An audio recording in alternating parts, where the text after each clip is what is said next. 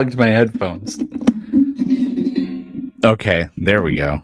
I should be audible. No, because there's no way that actually says 0 right now. That wouldn't make any sense. Well, maybe that is the case. What is this?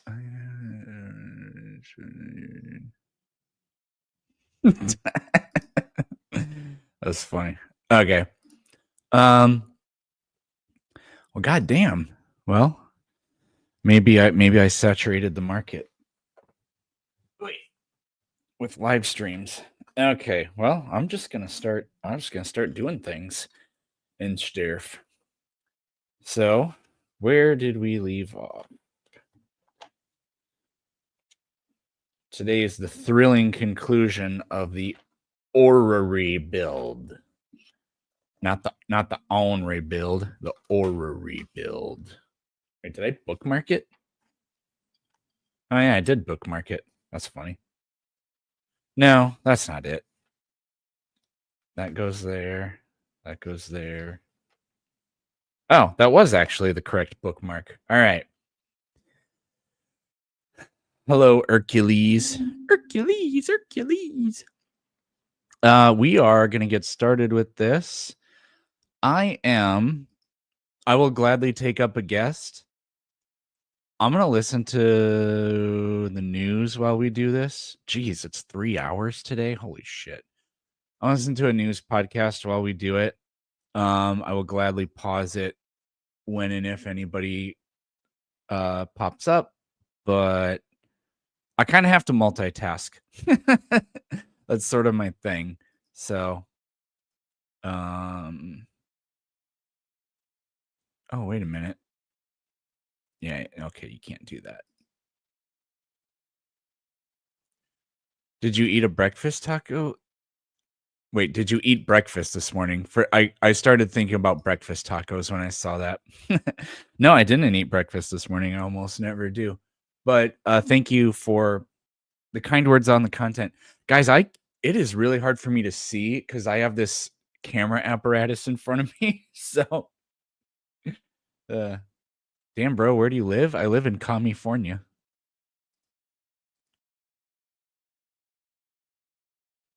You're listening to an iHeart fault too. But still, and you know what? some great Being more clear what sort of cut news with regards to entails, whether it's an action, some pretty wild comments about the Houthis that we had to get into the show. But more significantly, the U.S. and Israel are talking about now All right, cool. U.S.-led administration of Gaza. U.S.-led administration of Gaza. They're Denmark? No, I don't. Oh, you live in Denmark. Oh, you guys are talking to each other. Nobody's talking to me. All right, shame on me for thinking I mattered. So okay. To that, also, Republicans are making more clear what sort of cuts to Medicaid they right. haven't actually got the scoop on what they're looking at specifically. Step 1. Medicaid, they are significant. Any Step of the options would entail 2. Kicked off of that program. So 4 of those, and they all go on the outside. We have some updates with regard to to migrants and where they're being sent. Marco Rubio had said, "Hey, we're looking beyond El Salvador." Denmark has crazy weather. Brother, you should go live in the Midwest of the United States for 1 year, or even for one summer. This became quite urgent. There was a flight that was scheduled. Lawyers got involved. You will get snow and tornadoes and hail and rain and scorching sun and just insane wind and just everything. So anyway, there's a lot that is sort of mysterious and interesting going on there as well. And then we want to take a look at these several developments with regard to Trump and his meme coin. First of all, it appears that it is largely foreigners who are pumping big bucks into Trump's meme coin, raising even graver concerns about levels of corruption there. There's some legislation that is moving as well. And then also on the topic of corruption, apparently one of the things that countries are being pressured to do in order to get on the U.S.'s good side is to adopt. Oh, it's a black. I was looking for a red piece, but it's a black piece. The trade negotiations. Jeff Stein did a fantastic report over in the Washington Post. Finally, however, Emily's got a big scoop. You want to break down, give us the top line of what you're looking at? Yeah, so Breaking Points obtained a document from Inside Punchbowl News, and we have basically, we're ready to reveal their entire business plan. Yeah, Hercules, they say the same thing in South Dakota. In 2025, that's the document that we got our hands on. and got some My comments from people, the they White tell House. the It was same news story. A couple of months ago, there was a big controversy over the government getting premium subscriptions to Politico. So in light of what we have in this document that Breaking Point's got its hands on, we heard back from the White House about Punch Bowl subscriptions. So basically This what is we're gonna weird. be looking at here is the, Chris, I would call it soft corruption. It's just so, it's just corruption, plain and simple, but it's so banal and mundane here that nobody even blinks or thinks twice about it. But it is so gross. And we have some great excerpts, pictures from this and then this document that goes I think is well worth taking a look at. Yeah, the documents are not indicative of Punch Bowl being particularly unique in terms of the here. ecosystem. They just simply expose how banal. It's a weird mechanism, but these relationships. there you go. How you and, like know, that? how much money is at stake as well. It really is. It's a fascinating look inside the Beltway media, and specifically. Hey, Erica, I often hear you mention that you cannot see atoms. I figured you should know the first images of freely moving atoms are captured in a paper published 3 days ago. People give me hate about this. That's really cool, though. Here, let me freely moving atoms.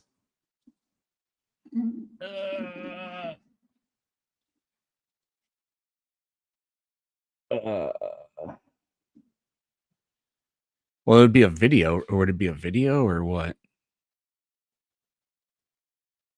First images of individual. Okay, I'll keep that open. People give me hate about this. And they're like, Peterson, you know, we have like IBM made that stop motion film of the boy and his dot or whatever. And I tell people, all you're seeing with those, like what people maybe forget or they don't understand is the nucleus of an atom is literally hundreds of billions of times smaller than the overall radius of the atom. So all you're seeing is the fuzzy outline of its electron cloud. You can't see electrons. You can't actually see the nucleus. So it's kind of like saying, like, we can see stars from Earth, but we can't see sunspots of those stars. So, like, yeah, we can see the outline of atoms. That is true, but we don't see any actual detail. So sometimes I more specifically say, we've never seen any subatomic particles, and we never will. They're literally smaller than wavelengths of light. I haven't slept in 27 hours. God damn, bro. Well, thank you for the £2 and get some sleep. Jeez.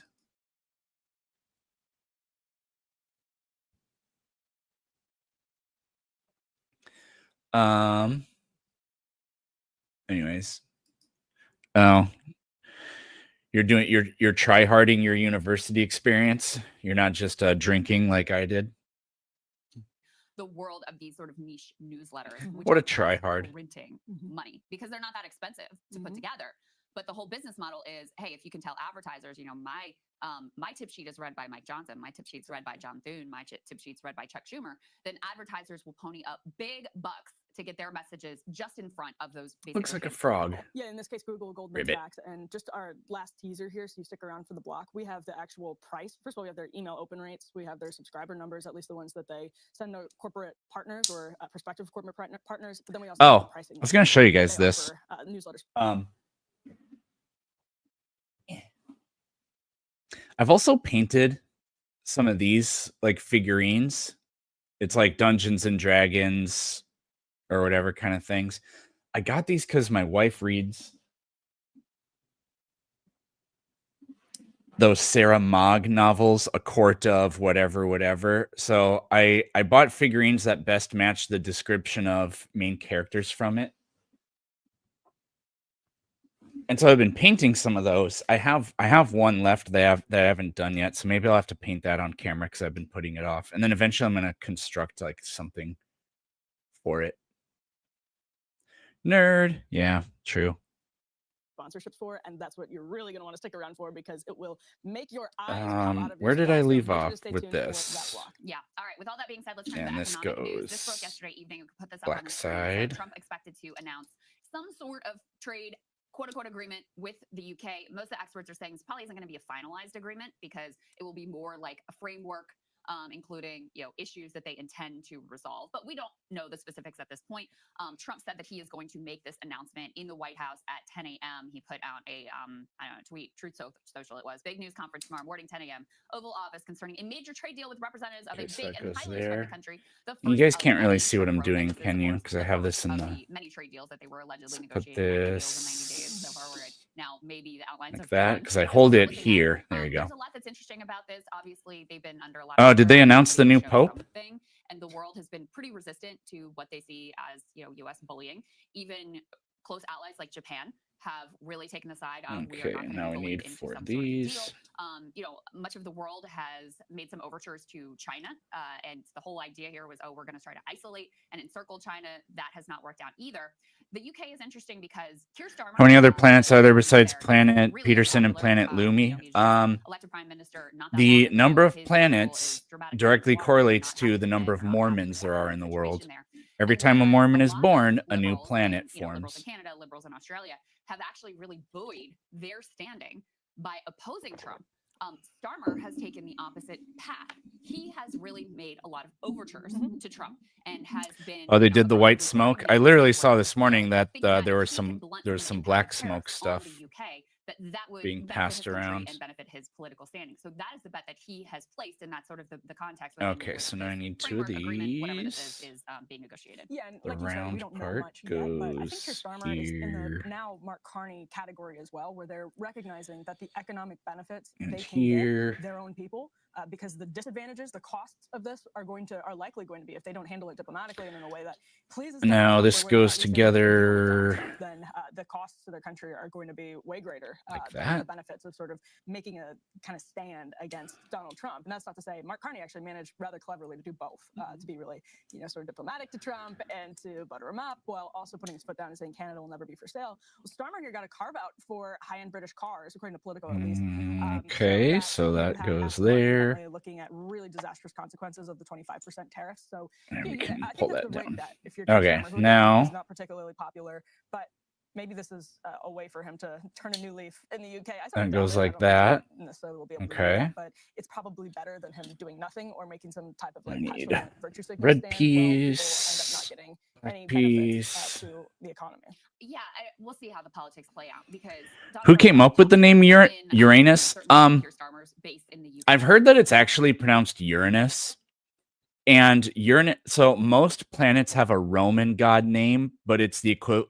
For some reason, we all know the Greek ones and not the Roman ones. So Jupiter is Zeus, Saturn is Kronos, and Uranus is the father of Kronos. So Zeus's grandfather, or Jupiter's grandfather, rather. But actually, I think Uranus is the only one where it actually is the Greek one, because Neptune is Poseidon. I'm pretty sure that, Uranus is the only one that's Greek. Mercury is Apollo, Venus is Aphrodite, Mars is Ares, Jupiter is Zeus, Saturn is Kronos.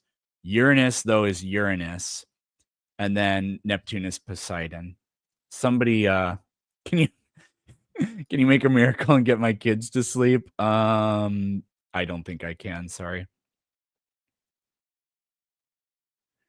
It's pronounced Uranus. I don't know. I just don't know. But yeah, that's where it comes from. It's a paternal lineage starting from Jupiter. And as I was saying before, I lost my spot. I am right here. Okay, so that goes there. Positioning himself as an oppositional figure to Trump and someone who would be a steady hand. So I'm doing another one of these things. About how people saw that him. It wasn't that he was elected with this. Double it and give it to the next person. But it was more, we feel you're a steady hand who's going to have our interests and not going to kowtow to him. Starmer, potentially because of the way that he has. And then this goes just like the other one did right here. This way to do such. The UK has avoided some of the criticism that has been leveled at other European countries.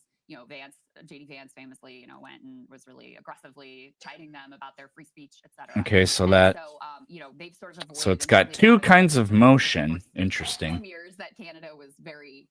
I assume one of these is gonna probably rotate the moon, and the other's gonna rotate the Earth. Although I don't really.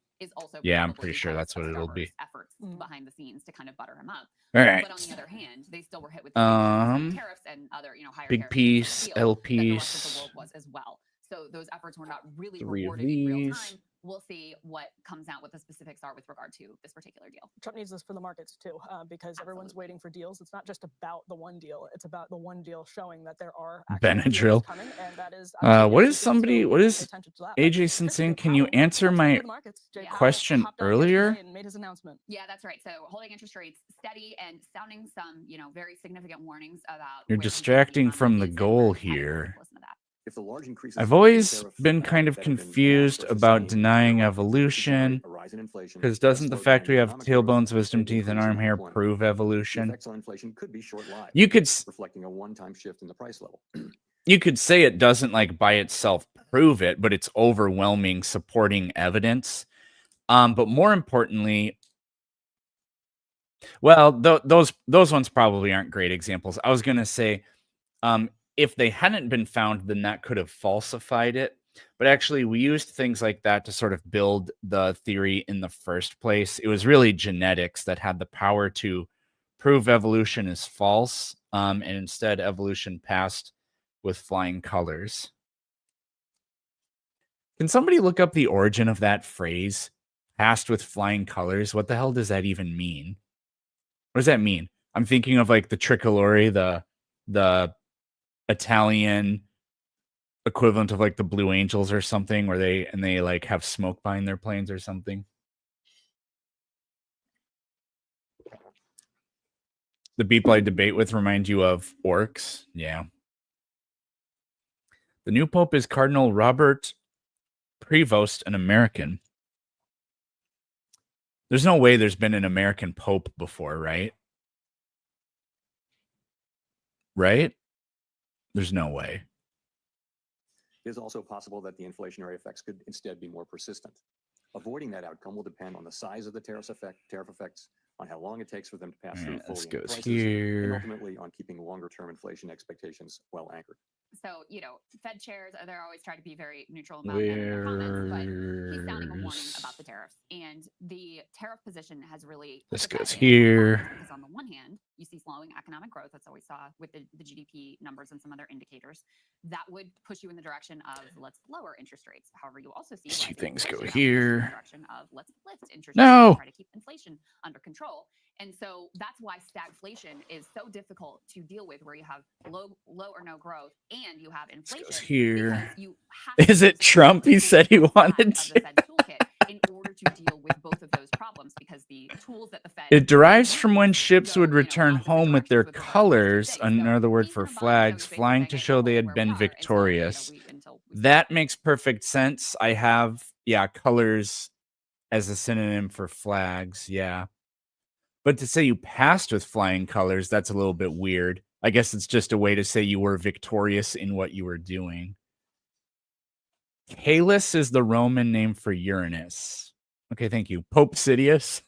Yeah, this wasn't surprising at all. It's kind of hey, exactly Kieran. what everyone was expecting to see from Jay Powell, though you never totally know. But this also is connected to the block we're going to do on Medicaid, because a lot of the economy right now is going to hinge on Donald Trump's ability to pass this big tax cut bill. And his ability to pass that big tax cut bill is for turtle. His ability to actually make enough cuts without going into the political weeds of cutting Medicaid in any way whatsoever, which, as Steve Bannon will tell him, a lot of MAGAs are on Medicaid. So uncertainty, I think, coming from all of that as well, because he wants that tax cut bill to also have industrial policy for reshoring. And if that doesn't get passed, that's a huge, huge setback for... What the hell? How does this work? Recently, is there two barrels to the gun? Oh, it's got to be sideways. Okay. Trade war, fucking idiot. Tariffs, the other barrel is the tax so that goes like that. If you can't have that, that's a big problem. Interesting. Yeah, that's an important note there for sure. Scott Besson, part of I just got a text message. Why they're anxious to announce this UK trade deal is we talked yesterday about how they said, okay, we're going to meet with Chinese negotiators. I just got a text message. New Pope, who dis? Switzerland. Yeah, we just happen to be there, so we're going to get together with them. The Chinese, by the way, Okay. the U.S. were the ones that requested the meeting, which is an interesting note as well. So we're definitely here yesterday now. downplaying We expectations unite for what these could come out of pieces these in a talks. way Grock that really took notice of this as well. is Take a listen. not at On all. Saturday and Sunday, we will agree what we're going to talk about. My sense is that this will be about de-escalation, not about the big trade deal. But we've got to de-escalate before we can move forward. Well, they said that they would not talk unless the reciprocal trade tariff of 145% was removed. Okay. Would it be likely that you would be able to go back to the president and say, to show good faith, we could drop this down in the interim to 50%? I prayed to God to not answer my prayer. Now he's stuck in an infinite loop. I pray. Wow, Hercules, I've never seen your PFP before. That's actually hilarious. Hercules fighting the lion, but it's Steve Urkel. Not to answer my prayer. Now he's stuck in an infinite. Yeah. Now the only thing God can do is not answer your prayer. Important trading partners is, look, you can negotiate in good faith, that you can come with your A game, or President Trump is happy to ratchet the number back up to your April 2nd number. I have absolutely no idea. Caffeinated Viking gaming. Hey, I'm drinking caffeine. I'm like 75% Scandinavian. And I mean, Lego isn't a game, but you know, whatever. I'm sure there is going to be some, because the tariffs in other nations are much lower, 10%. I'm sure there's going to be some of China shipping to other places that ship here. They call it transshipping. They call that, yeah. And that was already being done, and I'm sure that will only expand to try to fill the gap of trade that is just being. I had a really funny. I said something I thought was kind of funny in Discord yesterday. Somebody, I don't even remember what it was, but somebody made a comment about like the Trump administration doing DEI hiring. I can't remember what that was about. And I commented, I said, you know, unqualified people are the single largest group of people that are passed over for jobs. And the Trump administration's unwavering commitment to DEI is changing that, because they have hired more unqualified people than at any point in history. So feel free to use that. Completely blocked from China, but it's still going to have quite a significant impact. Well, which is why if they're still doing trade deals with every country that was hit by the reciprocals, that means they're going to have to do deals with places like Cambodia, Vietnam. What do I think about weed legalization? I think it stinks, literally, but unpredictability here. I mean, I don't know. I don't really have anything necessarily against it. We've sort of slipped into Chat, I cannot get this piece to. There we go. We're almost numb to what we're in right now because everything changed so quickly. But the level of uncertainty in the L's in the chat, boys. No, not that one. I need a smaller one than that. That's for sure. Yeah, and there have been concerns about looming shortages. Retailers sounding the alarm about this that. one. We played the director of the LA. Two big blue pieces. It's already way down. The shipments we're receiving from China, we expect it to be much worse. I saw indications yesterday that there is vastly diminished activity at some of the major ports in the country. But the White House is saying basically like, yeah, they're just crying wolf. Everything's fine. There's been no shortages yet. Let's go ahead and take a listen to Hassett talking about that. Well, the scaremongering is happening now, but I can tell you that I get real-time data every day on whether there are shortages, and I can report that there are still plenty of things on the shelves.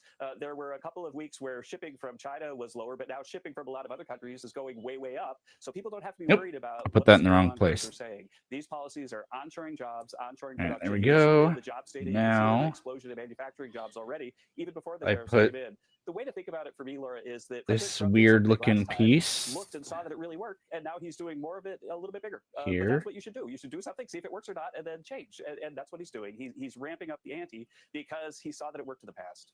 So the question is whether this situation is able to persist. It's also funny. I mean, what he's saying there, well, trade with China is down, sure, but trade with these other countries is up. It's because of what we were exactly talking about, that goods are being shipped from China to these other countries and then here to get around the extreme tariffs that are put in place with regard to China. And we'll see, because it takes roughly. How the hell does this work? To ship goods from China to our ports. LA, I think, is one of the places that goods can move most quickly to. And we're that's the right piece, right? When we'll see. what the impact is. Now, a lot of companies did stock up in anticipation. I mean, that was part of what played into the GDP numbers in the first quarter. A lot of companies knew that something was going to happen, and so they aggressively imported what they needed. What the to fuck? import What because is they that? have a sort of backlog in storage to be able to store. That's this So that will piece. help to balance, Okay. especially large I was companies I that was will seeing use to that, get and I out. thought it was I coming think from the first place we're here, gonna really sticking see out. impact and fallout is among those small and medium Because businesses from that that do angle, not that have the is what it size looks scale like, or but it's cushion this in piece back order here. to Okay, so we're maneuver fine. around these tariffs, or in order to really So prepare, fully prepare, and soften the blow from the impact. Yeah, absolutely. Crystal, also this tear sheet, this forward tear sheet, if we put this on the screen, A3, this is important because we had that clip yesterday of Mark Pocan going after Scott Bessent, asking who pays This goes tariffs. like this, and Scott Bessent was and then really it insistent goes about not answering that question. He was trying all kinds of clever ways to get around that question. The CNN headline here. is Ford will raise the sticker price on cars imported from Mexico. It just said it didn't expect It was significant Theseus after US killing the price hikes. Minotaur. He There you forgot to go. change That's his sails. evidence right there to the point Kevin Hassett was just making.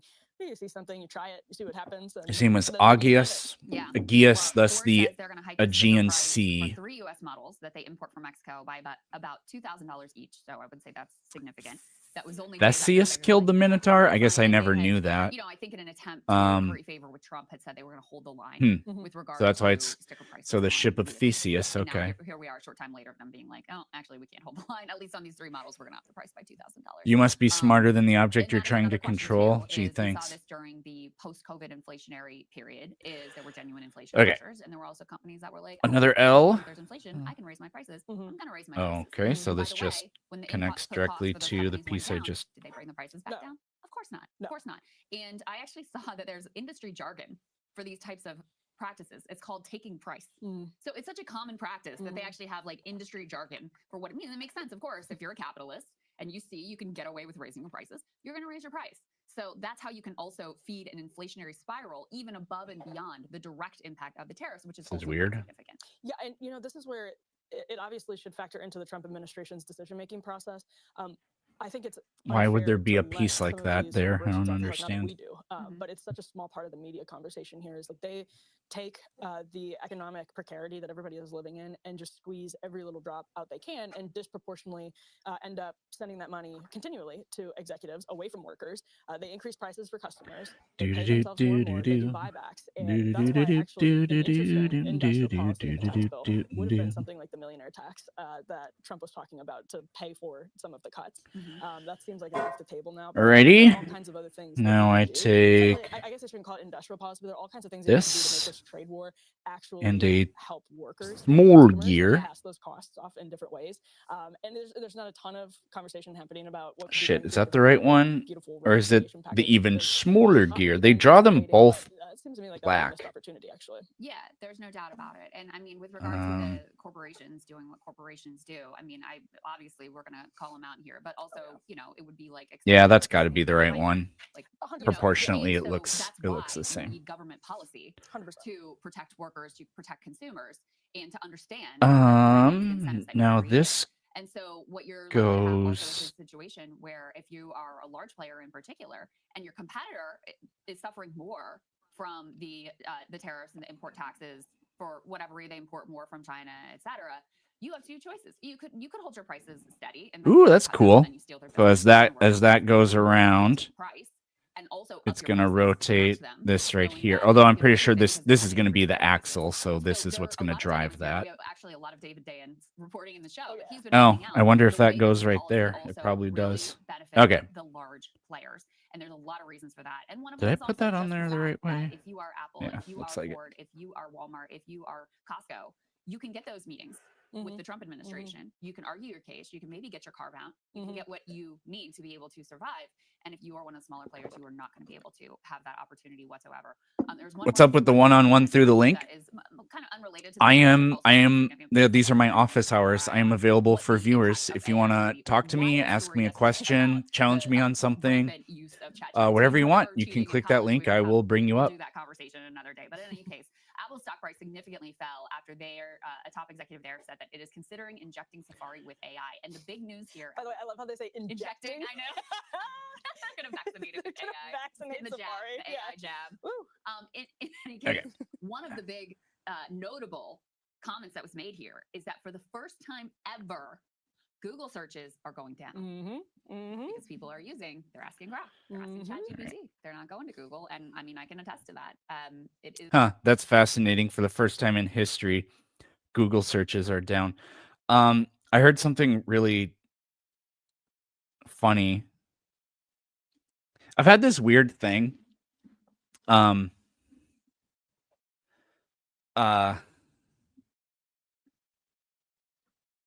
Kieran, yeah, I'd gladly hear that. I just want to get this thing out.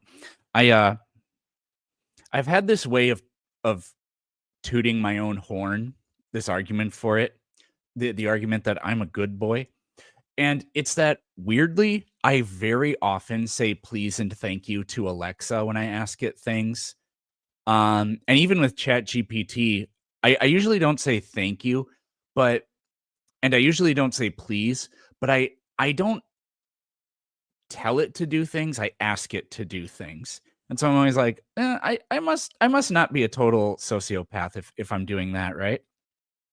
But what's really funny is ChatGPT, they announced, this is like maybe a week or two ago, that it's costing them millions of dollars every single day when people say thank you, because it has to respond to it, and it costs all this huge amount of energy for it to analyze all of those requests. So it's funny.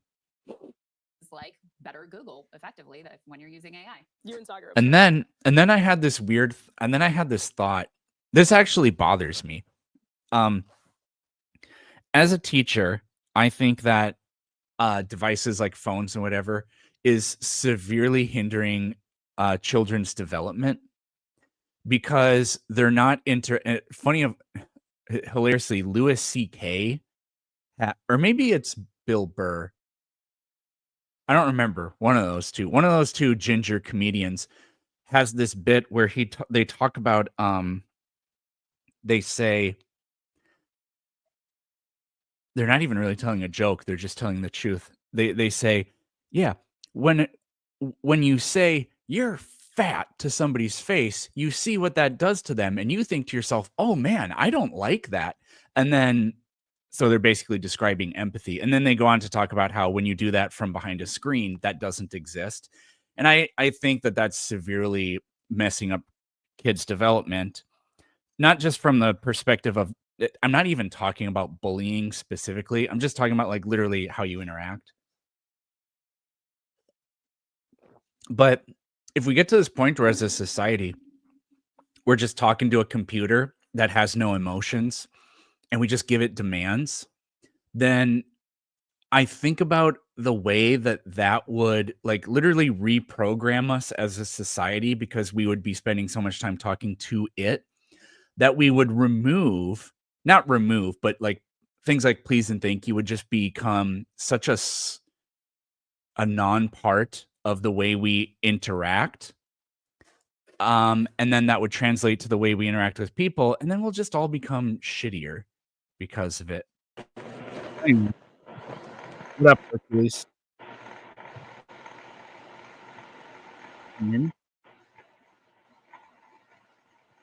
Hercules? I can't. Do you have any questions or anything? I do, yeah. Oh, what's up? Oh, you can hear me? Yeah, I can hear you. Sweet. Thanks for the compliment on my profile picture, by the way. I'm actually kind of proud of that. Oh, yeah. You're welcome. I have a couple different versions of that. I'll switch it up. You'll see. Who's the dude, Justin, that's always talking about the messianic prophecies and all that stuff? His YouTube channel and on TikTok, it's Deconstruction Zone. That's what he goes by. He also is a very regular guest on the Atheist Experience and The Line nowadays too. He's really I like it when you guys like tag team guests, for lack of a better term. But yeah, he brought up one thing, and I'm on board with basically everything that he says. But one of the things that he was talking about, his premises that he does about where he's talking about changes of states and all that stuff. Are you familiar with that? You know what argument I'm talking about?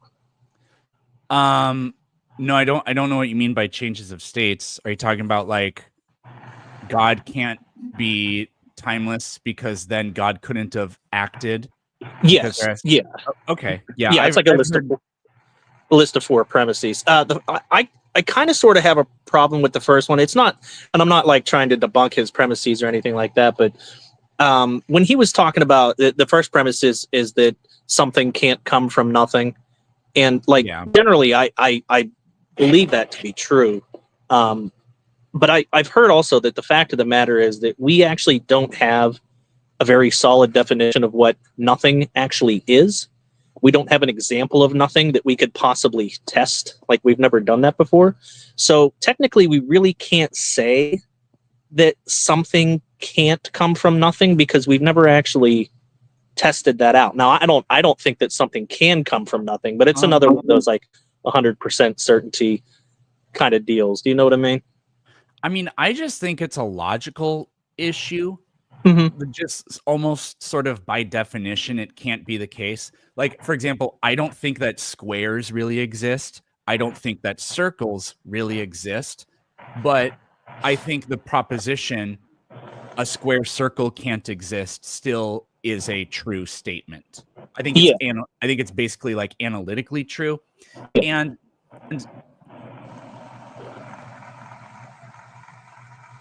oh, I can't hear you, bro.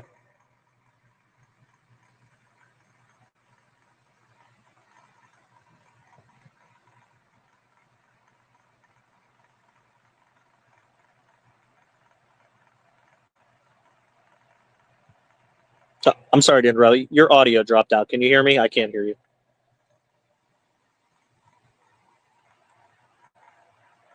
No.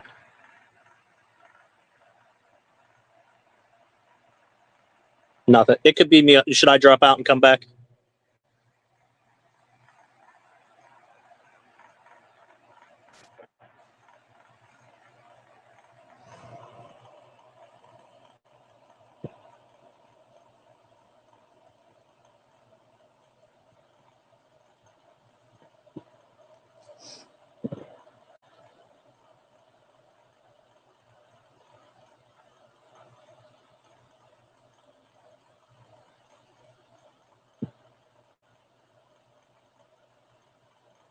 phone. Okay. There we go. I don't know. My microphone keeps. I don't know. That, you're going again. No, there's no way. It's coming in and out. I just heard that. I can't really do anything else about it. That's fine. But anyways, you're good. You're good now. I didn't hear anything you said for the last minute and a half. Yeah, I said so much too. I know. I saw your lips moving. Did you hear me say the thing about how I don't think there can be such a thing as a square circle? Yes, yeah. So really, the only thing I said after that was, I think nothing is basically an incoherent concept, which is one of the problems. But yeah, even if we can't give an example of nothing, like I said, I don't think there's such a thing as a square or a circle, but a square circle still is a contradiction. And so something coming from nothing is a contradiction, essentially in terms, I think. That's really all I said.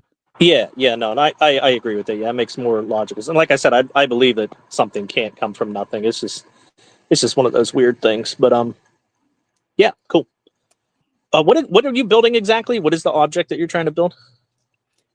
It's called an orrery, which is an Earth, Sun, Moon model. Oh. That's what okay. It is. So that's something that like a flat earther would never be able to build. No, a flat earther couldn't build a 2-piece Lego set. What's the weather like where you're at right now? Very sunny.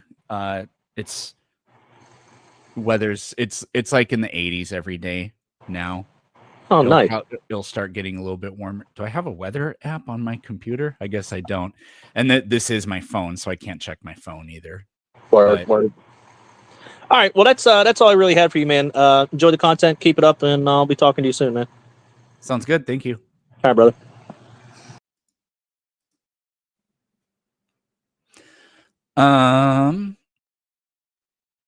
New Pope was elected. Dude, we were talking about that like 5 minutes ago. Get with it.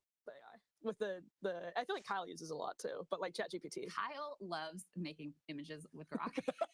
Loves. Who among us? He spends hours over there just like, what if I did this? Yeah, it's really up to some thumbnail game, I have to say. I mean, what can't Grock do?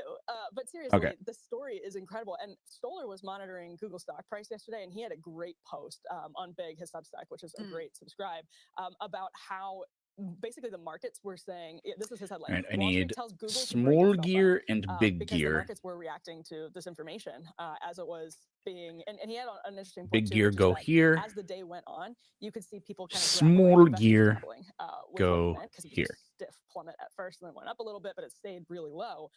Huge problem, obviously, for Google, and they're about to be broken up, and it looks like they're about to be broken up in a couple of different directions. Yeah. So huge news. Any more collabs with Professor Dave planned? Yeah, you know, Dave's got a huge channel, and I was a little bit worried about reaching out to him, basically from the perspective of like ego death. Like, man, what if he either ghosts me or says, nah, I don't think so. Then that would just suck. But he gave me the time, and that was really awesome of him to do.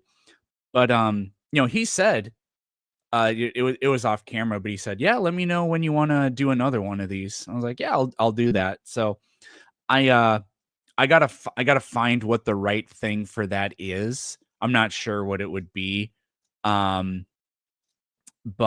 I don't have anything planned. I'll wait for something to pop up. He did email me the other day asking for some Candace Owens content, because he's like, hey, I'm gonna do a debunk of Candace Owens. Where did you find the stuff that she was saying?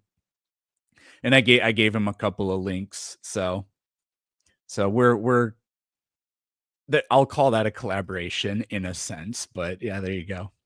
But yeah, there'll be something down the road. I just don't know what it'll be yet. For like our tech stocks in general, and it came out as. All right, I'm gonna kind of pay attention to my build here for a little bit, everybody. Google antitrust trial. Isn't that crazy? I mean, just, okay, so that's that. This is like the wildest way for Google to have their stock prices crater, as Stoller put it. And last thought, Crystal, Apple and Ford remind me of something. We covered this about a month ago when the Ford CEO around Liberation Day did an interview talking about how they suddenly realized none of their parts for any of their cars were like made in the United States at all. Like they had to get from so many different places. Ooh, it's all coming together. States, but they're sourced from everywhere, and it would be hard to. There's a similar problem with. Dang! Wow, all those gears in these companies. It might not be. Oh wait, it might not be Tim Cook's fault, but wait, what? So there's an axle. At least I do. The axle has to go there to get the rest of it to spin. But yeah, all of this is gonna. All of that's gonna come together now. But they also hold the economy. And then this, and then that'll get that. Oh, that's. This crap is cool. I'm gonna have to do more of this. Problem is they're really expensive, and these live streams don't really. They wouldn't offset the cost by any means.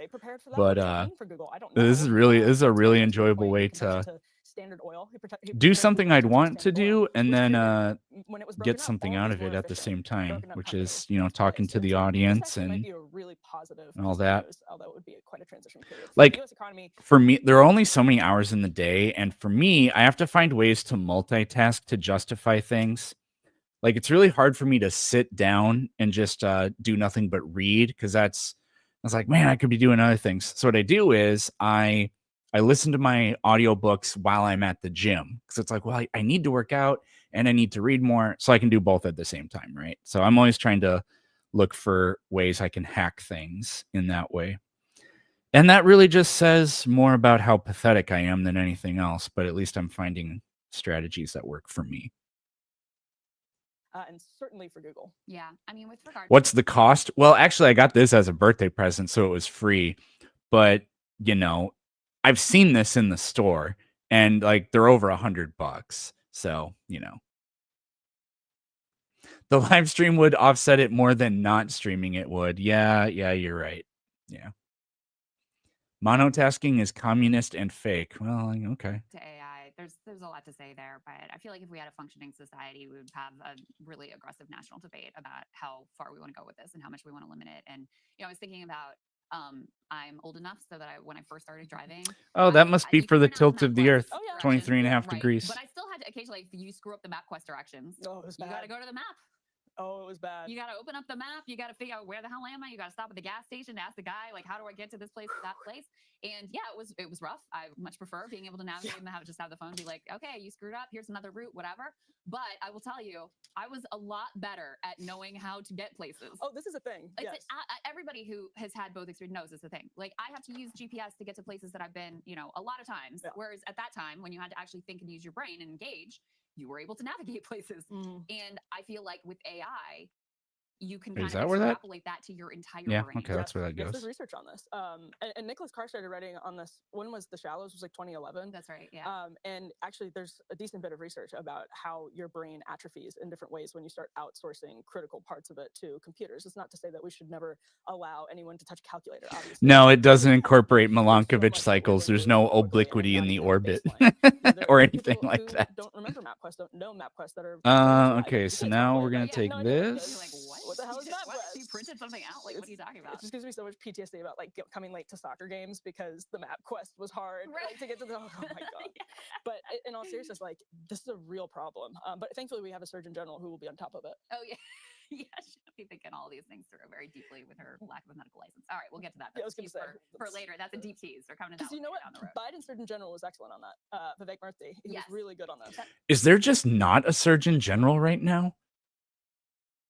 Like, how does that work? Or they replaced her?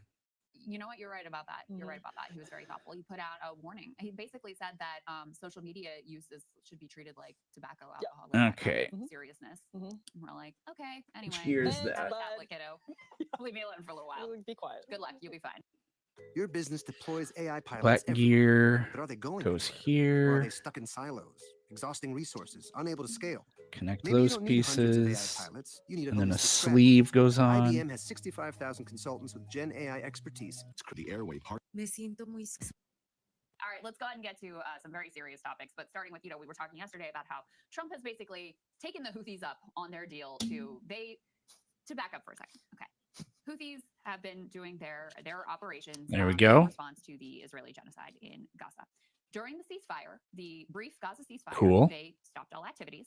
When the ceasefire ended, they resumed activities, but just vis-a-vis Israel. They were not bombing or bothering U.S. ships. Yeah, Professor Dave came out with a video about this literally this morning. I had no idea that Bill Maher interviewed Terrence Howard.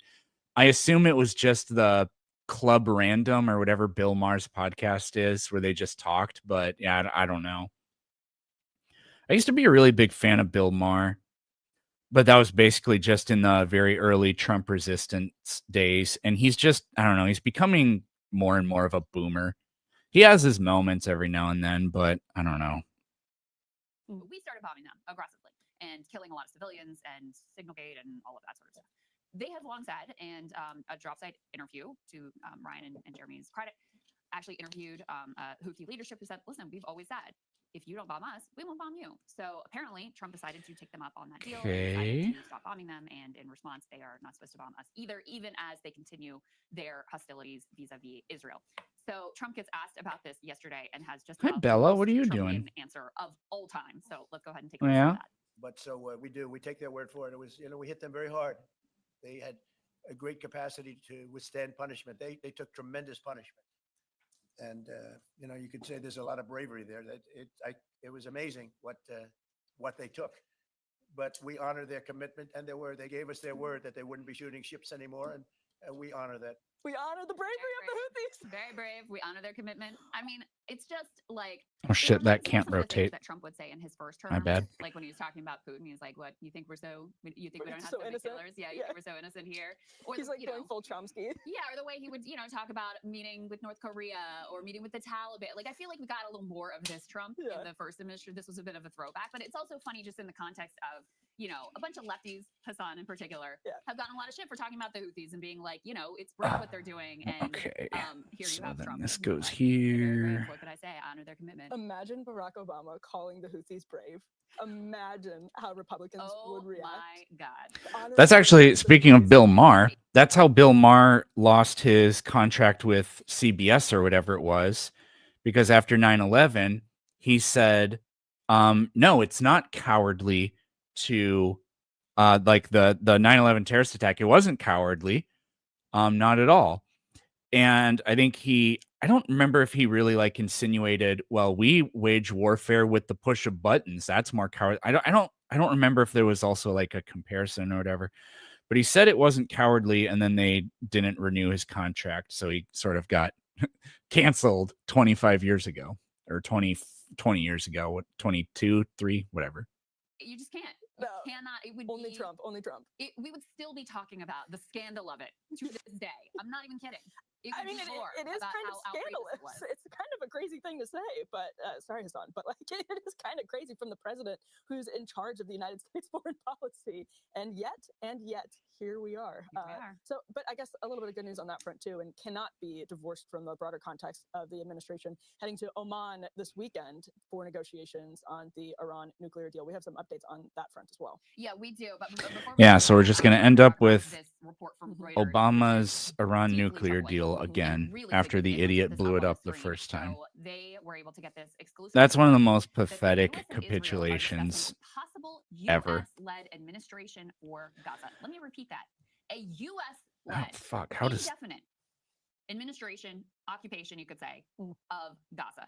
Let me read you a little bit of this report because just the Wait, what? utter insanity of this, I cannot possibly be overstated. The U.S. and Israel have discussed the possibility of Washington leading a temporary post-war administration of Gaza. Oh shit, I have to make 2 of those. The high-level consultations have centered around a transitional government headed by a U.S. official that would oversee Gaza until it had been demilitarized and stabilized, and a viable Palestinian administration had emerged. I'm sure that'll be easy, Emily. No problems there. According to the discussions, which remain preliminary, there'd be no fixed timeline for how long such a U.S.-led administration would last. So we're talking about literally could last forever, which would depend on the situation on the ground, the 5 sources said. Those sources who spoke on condition of anonymity. Thank you very much. To the Coalition Provisional Authority in Iraq that Washington established in 2003, shortly after the U.S.-led invasion that toppled Saddam Hussein. Emily, how did that go? Can we check back in on that? How did that work out for us? Was No that spoilers. a great idea? Did we execute it well? Did it, foment tons of Okay, terrorism anyways. and war for years? So I have 2 of these. This is actually of the people and establish a democracy. I can barely make What we out what did the was fuck spread is going on democracy. here. And democracy is contagious, as you know. Okay, so it Especially goes I just- like this. These words, they truly, I mean, few things are shocking to me with Trump at this point, but he ran in opposition to the Iraq War. This was one of his campaign innovations. Calling Jeb, I mean, we all loved watching him call out Jeb Bush to his face on stage for his brother going into Iraq. And that was one of the ways he really did separate himself from the pack and really did seem to represent some sort of a break from the traditional Republican establishment. And now here you are talking about perhaps the most disputed land on the entire planet. And we are going to administer it indefinitely. And the model is the Coalition Provisional Authority in Iraq. I mean, the human horror of it, the stupidity of it. Oh shit, the this is insanity of it, complicated all of a just- sudden. I literally cannot get over it. And of course, we fund one side of the dispute in that conflicted territory to the tune of billions of dollars a year. So trying to pitch that to the I just Palestinian fucked that people, up. Now I don't you know if it's in the right already position or would not. be like, well, what are you talking Okay, about? yeah, This is it's in the just right basically position. The same thing as giving Israel the land. 100%. And I Okay, can't tell if this so Iraq story is a now lead I from need people who 2 think it's a of really good idea or people who think it's a these. really bad idea. I couldn't tell genuinely in the story if this is a trial balloon to try to. How many of activate these Lego people to sets say do you no, have? or 1. it was to try to This blow the one. whistle and say someone needs to stop this. I don't I'm buy not saying Lego this is just sets. people saying this is Too a really great expensive. idea. Let's slowly try to acclimate I the also, media and the I don't, public, I'm starting to to really this run out of idea shelf from the space in article. my Quote, house. high-level consultations have centered around a transitional government, as you read, I have headed too by a many U.S. official that would tchotchkes. oversee Gaza until it had been demilitarized and stabilized and a viable Palestinian administration had emerged. So just zeroing in on that, we have no idea what a timeline would look like in that case. Until a viable Palestinian administration had emerged, the word viable is incredibly vague. That could mean a million different things, and it could mean a million years for as long as, as far as we're concerned, because viable. Looking at is going to be in Peterson the makes eyes your of the brain West and tingly? the I don't know. Israeli I don't behavior know. in That this might case, be, it's you very might hard need to go see a believe doctor that for that. Benjamin Netanyahu's coalition won't always be And empowered. that just but goes on he's there. totally at odds with Joe Biden about the question of a two-state solution. Doesn't believe in a two-state solution. No. So what does viable mean? That's right. How did our viable government in Afghanistan work out? Yeah. How did All that right. one go as well? I mean, I had the same question about who was leaking this and why. And then the other question I have is Trump teased this big middle Another announcement. sleeve. Is this it? I think so. I think that's exactly. And then this goes on here. I mean, I don't even know what to say. I don't even know what to say. But it's consistent with what he's been saying all along about we are gonna own Gaza. So this is the roadmap to the Gaza Riviera, basically. Yeah, that's right. And again, I think you have to take him seriously. I think he got this idea in his head, and his eyes lit up at the idea of like the beachfront property or whatever. And now here we are planning some indefinite, endless occupation of Gaza. It's just an absolute horror. And at the same time, the Israelis now, the mask is totally off.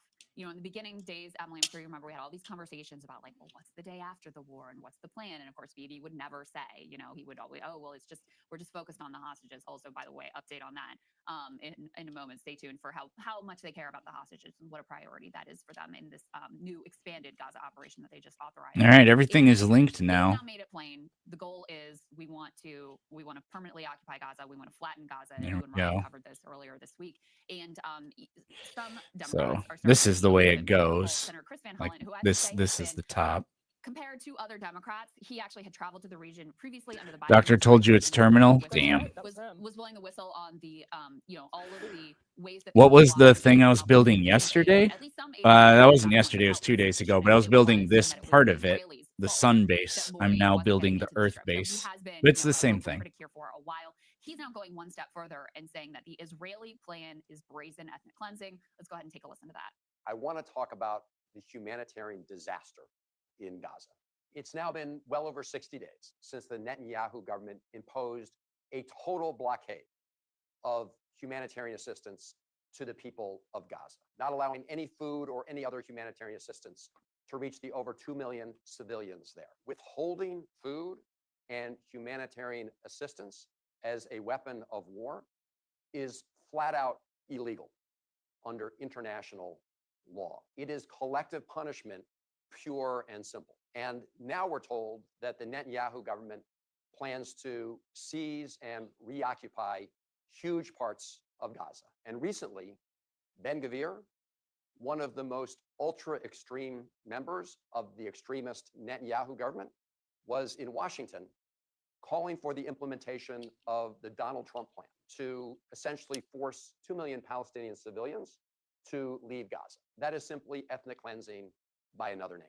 And Ben-Gvir, of course, very influential in this administration and, very much in line with what many members of the Netanyahu. So it's all the same administration, thing? the Israeli Yes. public also want at this point. And, we are more than 2 months since any food, water, medicine has been allowed to enter the strip. More than 2 months. And you've got roughly 2 million people there. We really don't know how many people there are still alive at this point. President Trump had suggested the number was lower at this point. But in any case, you have millions of people there, and they will all die if food does not come in. We already have dozens who have died of starvation, children in particular suffering gravely from malnutrition. And that's where we are at this stage. Let's put the next element up on the screen. This is a tweet from DropSite, which looked at a Times of Israel report from yesterday, May 7th. And Crystal, this just makes your stomach sink. The headline here is leaked Israeli document rescuing captives ranked last in Gaza war goals. A leaked Israeli military document shows that rescuing captives in Gaza is listed last among 6 official objectives for a planned ground offensive in Gaza. And let's just go through. You're welcome, Viking. Because if you're reading these as steps, and I think that's a correct way to read them, by the time you get to 6, it just, again, it makes your stomach sink. 1, Okay, now we're Hamas. putting 2, stickers achieving on. operational control Okay. over Gaza. 3, demilitarizing the territory. 4, striking Hamas government targets. 5, concentrating and relocating the population. 6, rescuing the captives. And Netanyahu is so already full facing regular moon protests from goes the hostage families because many of them want him on this to make a side. deal to rescue any living hostages, obviously, and to return the bodies of any deceased hostages. But this has always been the fundamental early criticism. I mean, going back to late October of the Netanyahu administration from hostage families. Not all of them. On but this some of them. side, They the felt that actually rescuing new hostages was moon.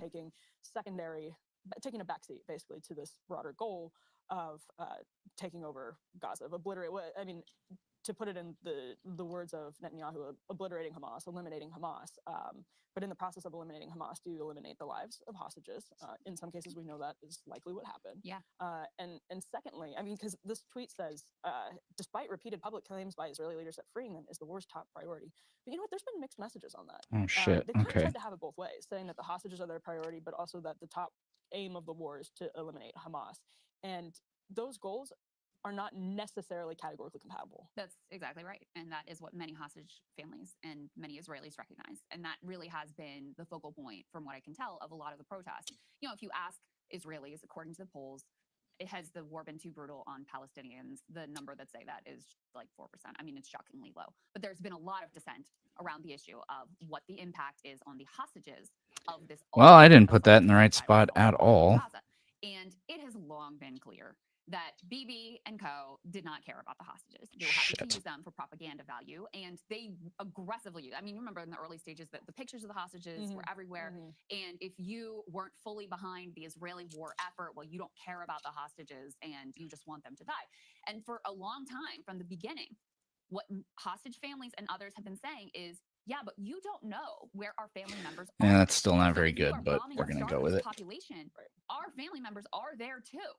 So if you actually want to prioritize the hostages, what you would prioritize is, remember, there was that brief deal early in the war that there was a brief ceasefire and there was an exchange of hostages from both the Israeli and the Palestinian side. That's when most of the hostages who were released were released. Okie dokie.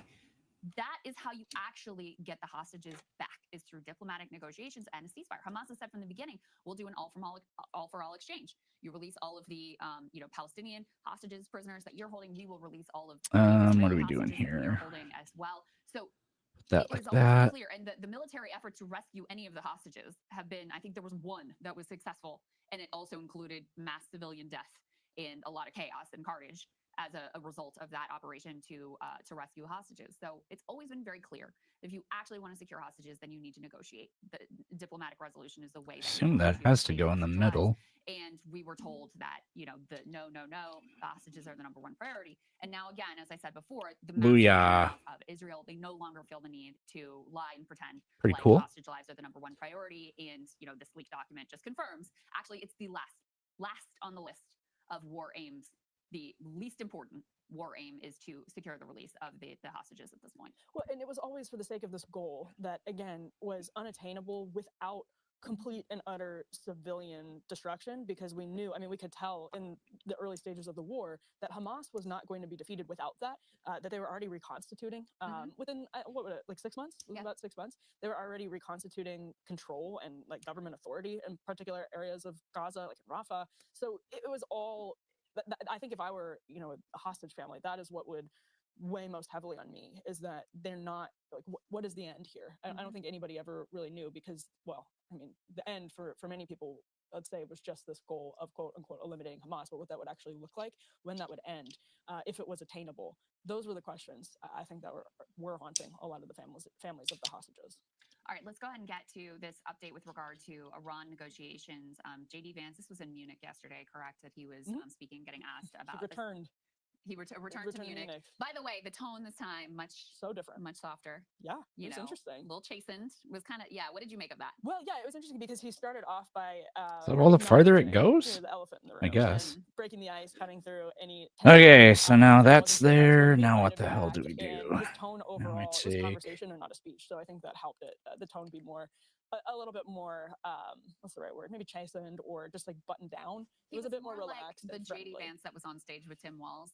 Yes, it was very much like a very nice, moderate dude. Like, just, we're trying to get along here. Whereas the first speech was very aggressive. Yes, it was very prickly and abrasive. And this was him, I think, realizing that you can catch more flies with honey. And I think also the trade war changed the dynamics, where also they feel like they need Europe to side with the U.S. against China, and so there have been some shifts there. In any case, he did have a really good quote where he said basically like the point is not U.S. versus Europe, and I don't want things to seem that way. Though you can understand why the Europeans, by the way, interpreted that earlier Munich speech as U.S. versus Europe.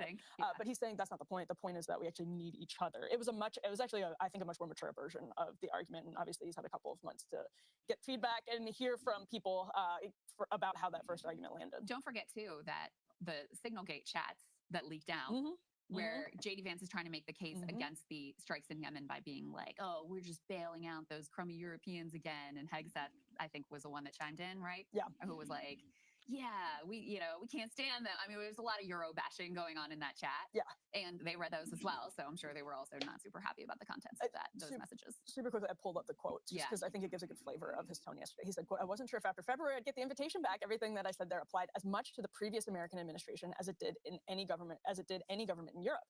So he was saying, sort of humbling himself and saying, well, not himself, but humbling his country and saying the Biden administration was just as bad as I think you guys are. It's like Biden, Starmer, same thing. Biden administration wasn't kidnapping students off the street for writing op-eds. But So then that part always goes unsaid. Yeah. Then he goes on to say, it's not Europe bad, America good. Both Europe and the U.S. we got a little off track. So that's a night and day tonal difference. But he was in conversation this time, so I guess it's not like a scripted speech attack.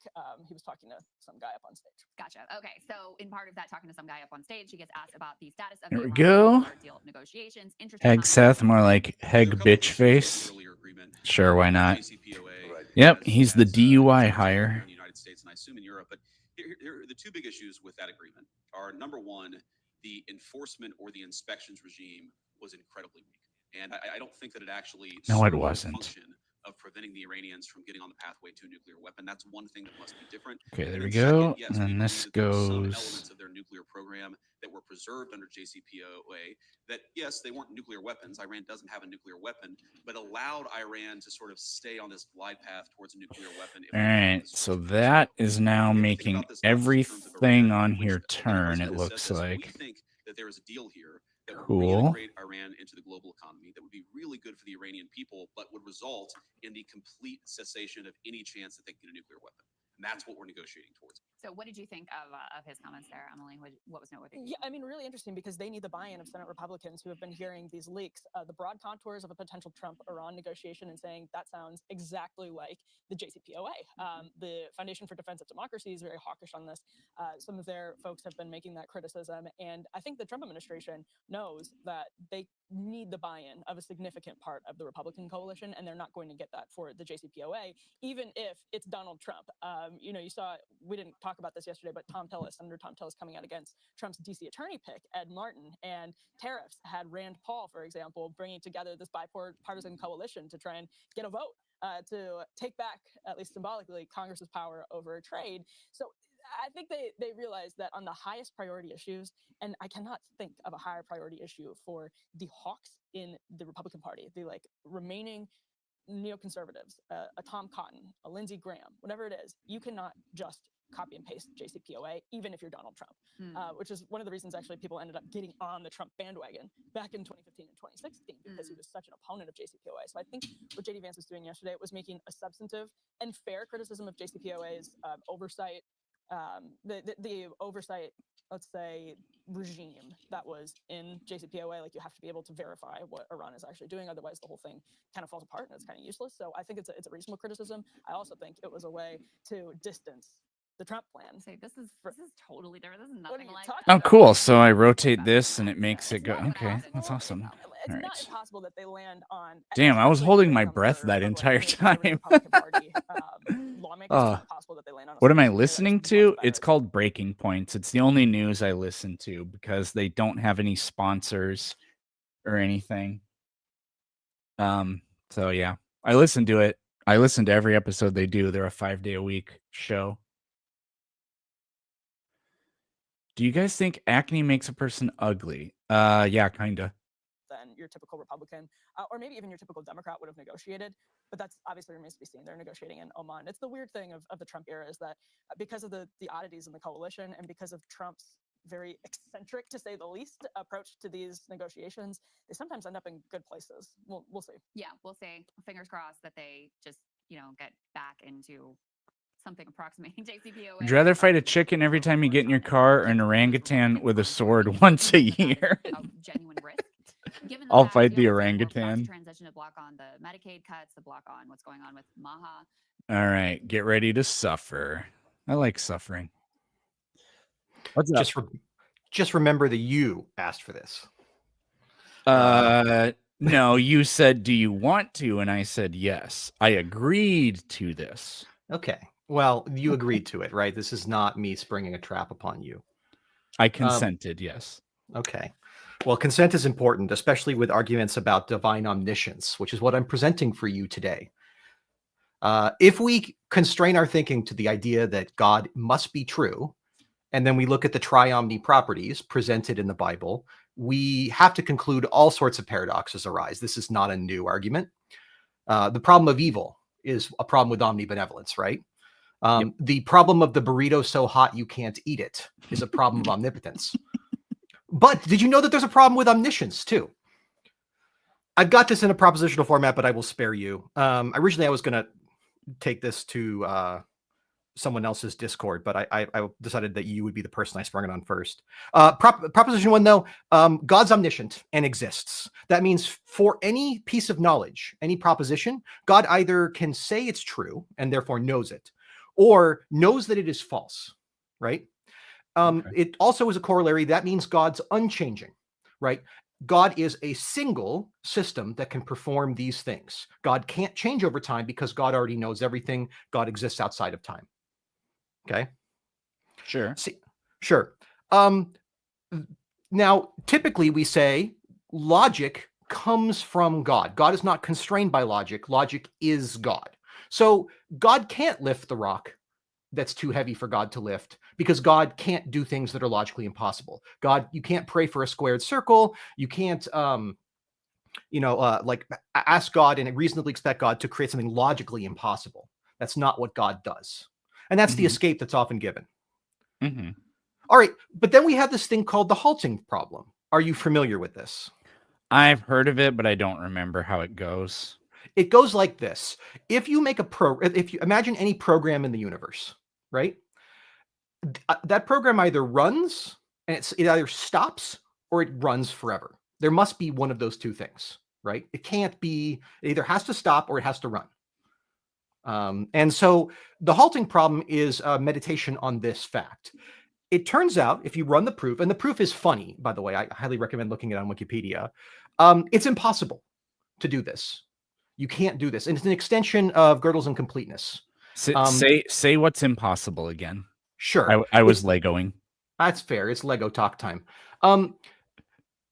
It is impossible to write a program or to have a program that can tell if another program is going to halt or run forever. It cannot, in the general case, be done. And this is an extension of incompleteness, right? And imagine all you'd have to do to prove that this is the case, it's a funny proof, is imagine you have a program H that detects the halt of another program. It can tell you this, right? What happens if you feed H to H, right? Strange things happen. What happens if you have a program that knows if it's being run by H and does something different? Well, even weirder things happen. So the whole notion of this basically leads to contradiction, and thus it can't exist. But here's the problem, for God anyways. The proposition, does this program halt, is supposed to be a thing that God knows. It's supposed to be a thing that God can tell me about, right? It's just a logical proposition about the universe. And yet it seems that God can't answer any questions in the general case about programming. Now, this has a secondary problem too. You could imagine, well, God does this in the way that he does this, right? Which is to say, God does a lot of impossible things, so God gets a special pass here. Even if hell yeah, special pleading all the way down to the bottom. It's a special turtle at the bottom. A special turtle. Right? Hell yeah. At the very bottom, though, the other principle, like if we accept this, then God can't be revelatory. Because we could write a program that sits around waiting for the rapture and then halts. And now God has by telling me in the book that the rapture is coming, God violates the halting problem for me. So if God does break this, then God must not be revelatory. And must be basically every proposition God could attest to you about, God can't tell you, because that's the same as violating the halting problem. Because you could write a program to express, I will halt if this happens, and I will not halt if it doesn't. Right? So like the entire God-based epistemology collapses under the weight of this. Not even to skeptical theism, right? To just, it can't work this way. We must have done something wrong at the start. There's my congratulations. That's my TEDx talk. Omniscience is impossible. I think I kind of get it, but I don't think I could ever tell anybody what you said. I got to sharpen That's it. the Yeah, problem. thanks for that feedback. I got to sharpen it up a little bit. Well, it might be a me. I mean, it's probably one of those things where if you see it written and then you reread it a few times, then it's like, okay, I get it. But, hearing it that's a lot more difficult. I did say it would be suffering. All right. That's everything I had to present. You did say that. Yes. That's everything I had to present. I've been sitting on this and trying to make it cleaner and better. I will take your feedback and think about it. Okay. Well, I appreciate it. Thanks for trying, appreciate is you. what I'm saying. I appreciate you. Hey, for that Dunning-Kruger thing, I'm thinking maybe whenever I get around to doing that, we should probably tag team it. Are you open to that? Oh shit, he left. Kieran, tell me in the chat. Wait, there's no way that goes like that.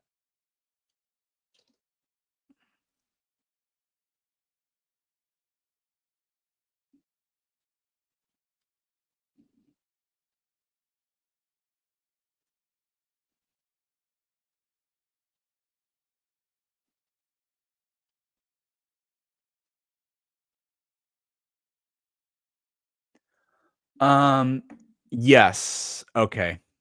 Yep, I got your email. Okay. Hello. Holy moly, what's up? Hey, can you hear me loud and clear?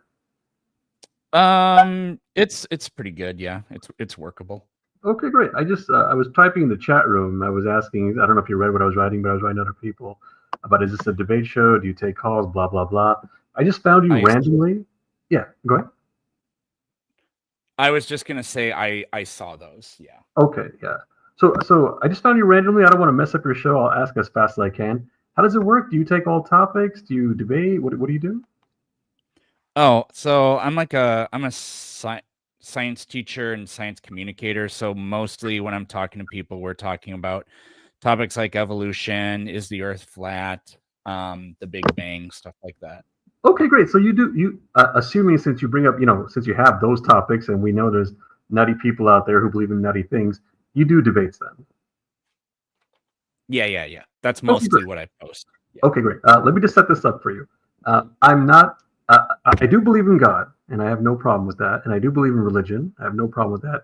But I don't deny science. I'm not against the theory of evolution. I don't think the Earth is flat. I'm not a pro-Republican guy. In fact, I think Republicans are worse than Democrats. Just so you know. In other words, all the things that you like about science, I like about science. The only difference is I do believe in God, and I do believe in religion. In case you're wondering, I follow the religions of India, so particularly Hinduism.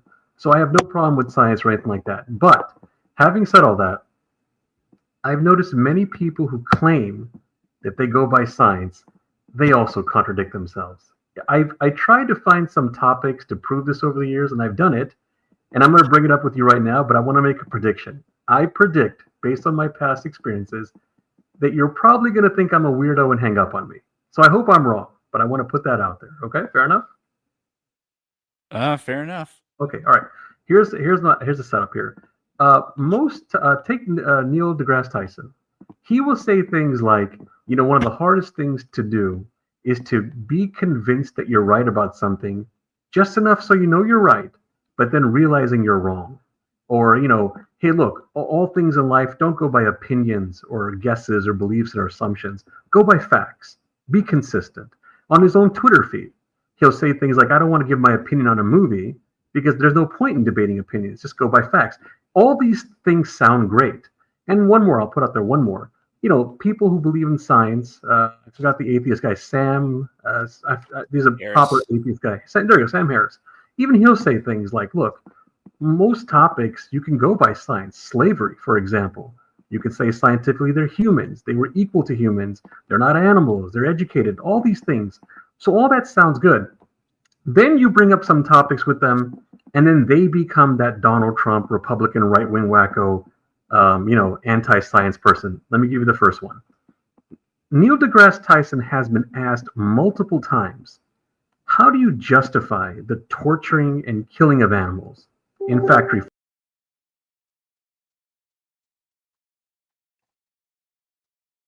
I can't hear you. I don't know what happened, but I can't hear you.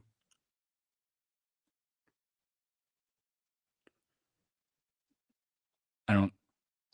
Do you guys hear anything? Because I don't.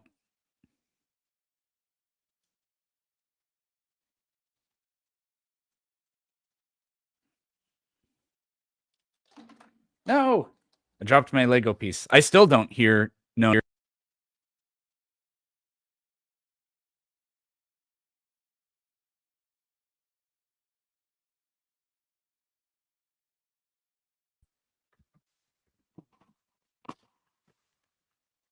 Hey, can you hear me?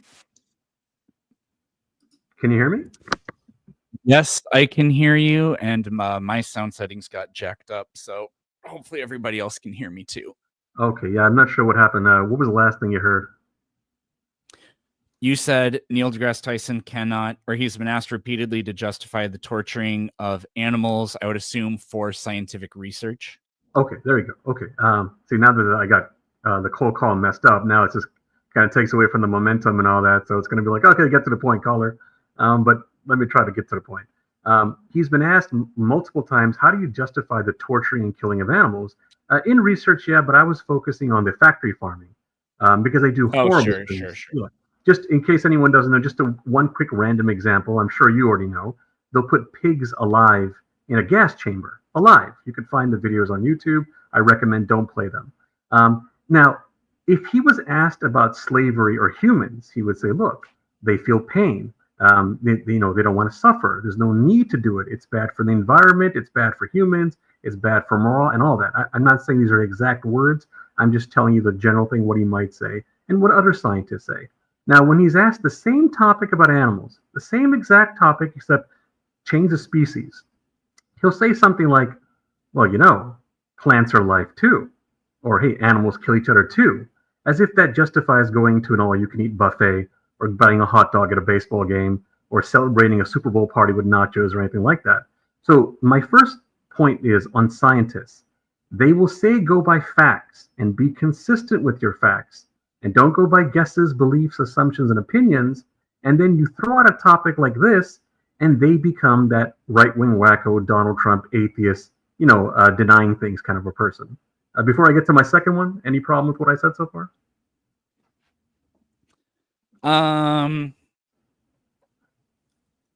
I was listening, but I was also distracted by the fact that there's something wrong with this model here. But you're saying that yeah, I want to talk about the problem, but I won't. So you're saying that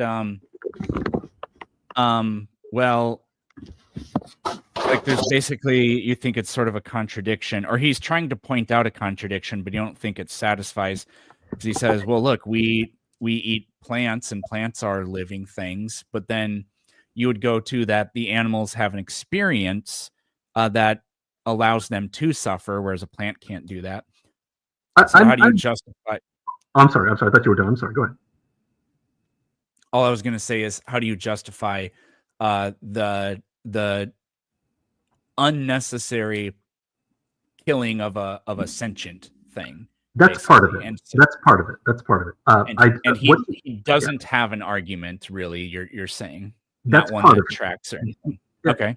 Yeah, when I debate people, I try very hard on serious topics, not light topics like what's your favorite movie or TV show or song or something. Those are light topics. But on serious topics, I try very hard not to debate people on their guesses, beliefs, opinions, and assumptions, because there's no way to win and lose. If you start debating those things, you might as well debate what's a better color, blue or green, and there's no way to win or lose that. So what I do is I debate on two things and two things only. What is factually true, and are you being consistent in your own take? So the reason I said you got it half right was everything you said, that part is true. I'm with you on that. The other part that I'm doing is I'm trying to show people that even these scientists are not consistent. And the example I gave is because if a scientist says you don't need to go by God or religion, you don't need to go by beliefs, just go by facts. Well, the fact of the matter is, animals feel suffering and they're tortured and killed, and it's not good for the environment. It's not good for the animals. It's not good for morale or anything. And when you ask a scientist this, they'll agree with you if you talk about baby humans or older humans, or if you talk about the environment, they'll say, yeah, pollution is bad, global warming is bad. Then all of a sudden, when you talk about the same topic with animals, it all goes out the window. The environment doesn't matter anymore. The suffering doesn't matter. The killing doesn't matter. All the other negative things don't matter. It's a lack of inconsistency or consistency. Mm-hmm. Then I got a second example if you don't like that one, I mean, I don't really hear anybody argue that they don't care that farming is factory farming or whatever, or just farming in general actually is bad for the environment. I hear quite a lot of science communicators openly talk about the fact that agriculture, I think it's our second biggest emitter after transportation. Pretty sure it's number 2. So they I would say that they do that. You said agriculture is number 1? I thought the factory farming was the biggest because there's so many, and just so there's no misunderstanding, I'm not talking about just the meat. I think a lot of people tend to assume it's just meat eating. It's anything. It's ice cream. It's eggs, mayonnaise, anything that comes from. I just said agriculture writ large. Now, if you include the manufacturing process of food, then you're adding to agriculture, and I could believe that agriculture plus the food industry is number 1. I don't have a problem with that. Okay, so the question becomes, if someone says, look, I am against killing anything that doesn't need to be killed, or I am against torturing anything that doesn't need to be tortured, and I'm for the environment, and hey, you don't need God and religion to know what's right and wrong. Just know if something causes pain and suffering, you don't do it. Like, no one will say it's okay to kick a dog in the head and make a puppy suffer because it's wrong. They'll say you don't need God and religion to tell you. I'm sure you know when someone who believes in God says, how do you know the difference between right and wrong? Who gave you these rights? You already know the answers. You don't need to be religious to know these things. But what I'm saying is, you can't say all that and then go, yeah, I'm okay with animals being tortured and killed. If there's an inconsistency there. So for example, if someone told you, is slavery okay? And you said no. And then they said, how do you know it's not okay? Do you believe in God? And you said no. Do you believe in religion? And you said no. And then they'll say, how do you know slavery is not okay? And you'll rightfully say, because the humans who were raped and tortured and killed and suffering, they felt the pain. They didn't have to go through all that. It was wrong, and etc. Why not apply the same logic to other species? If you went to another planet and you met aliens and you saw humans doing horrible things to aliens, you would say it's wrong.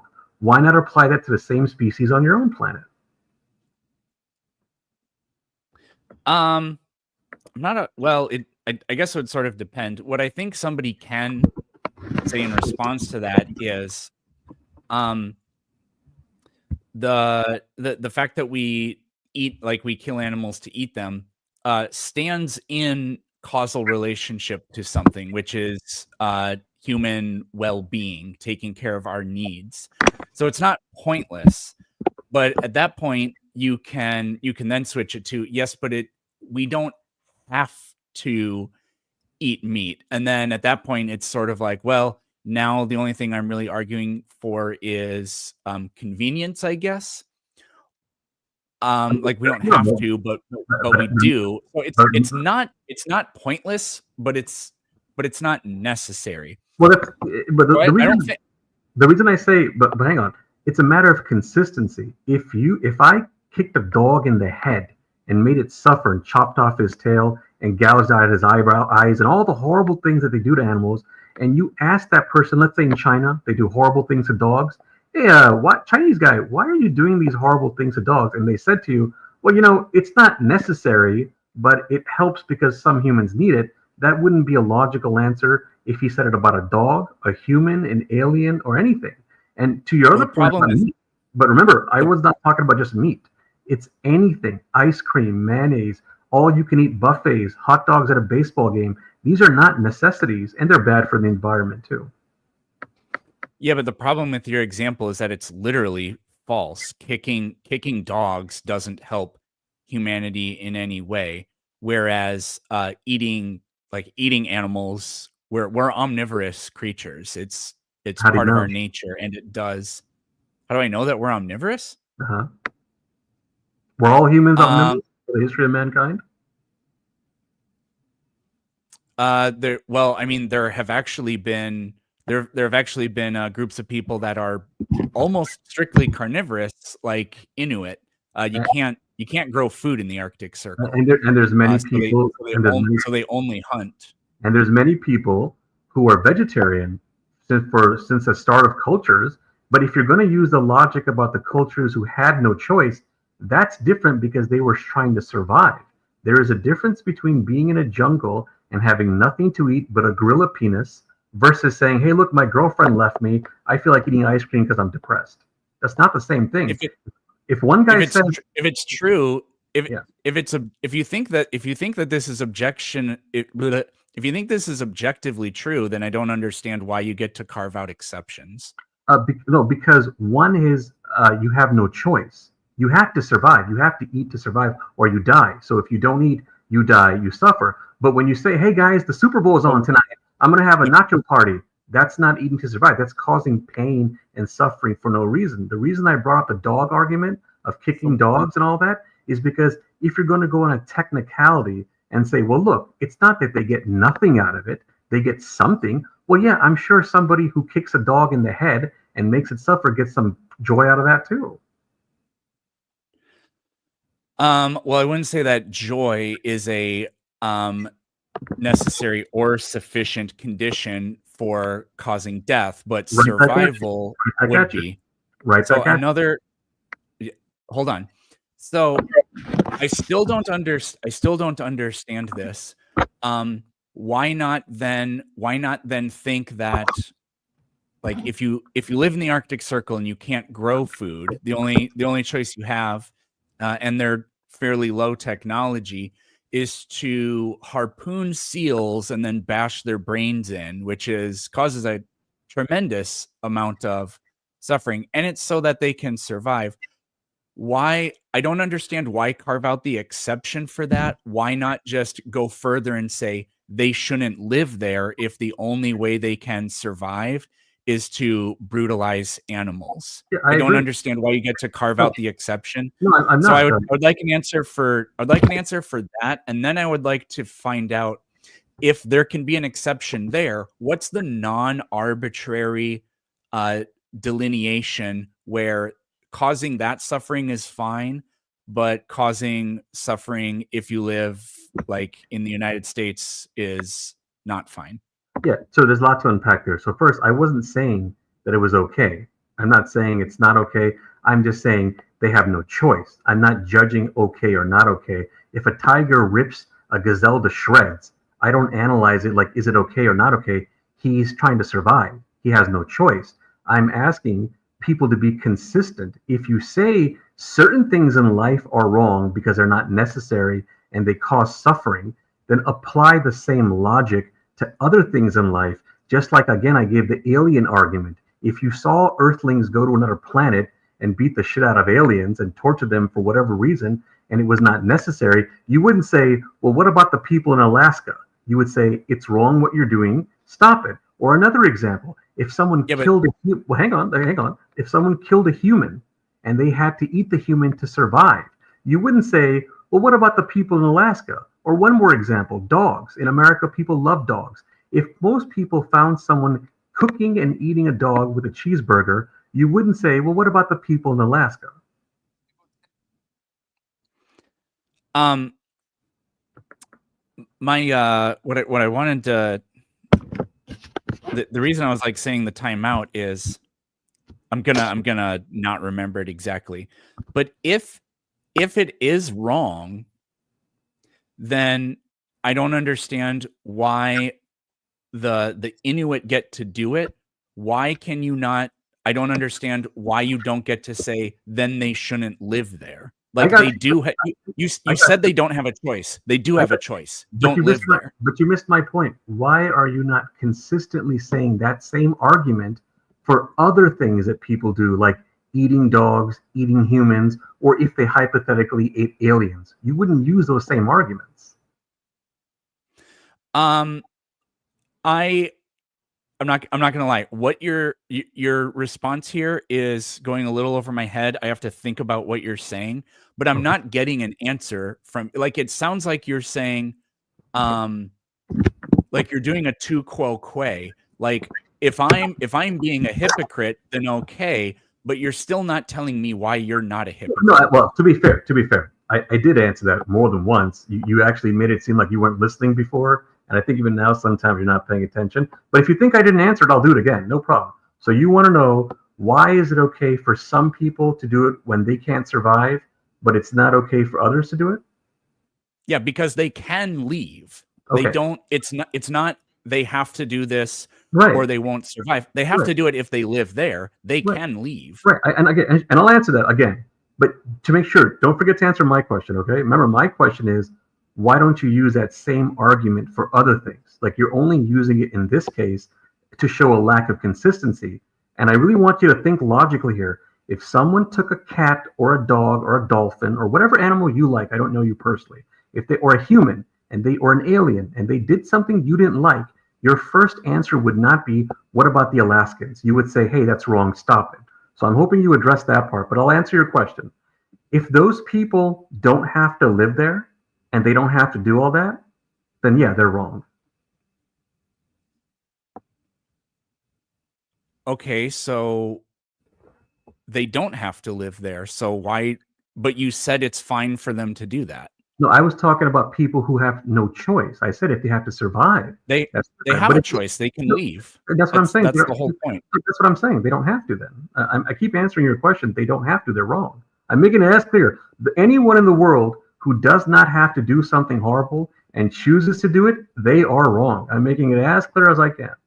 So it is wrong for people that live in the Arctic Circle that can't grow food to live there and hunt animals. Well, see, you played a tricky game with me. And this is exactly why I answered it the way I did, because you're playing the double-sided coin. You didn't say all that before. I'm not. You said to me, if they choose to live there and they don't have to do it, why is it okay? Now, if they can't grow food, that's a different topic then. So do they have a choice or they don't have a choice?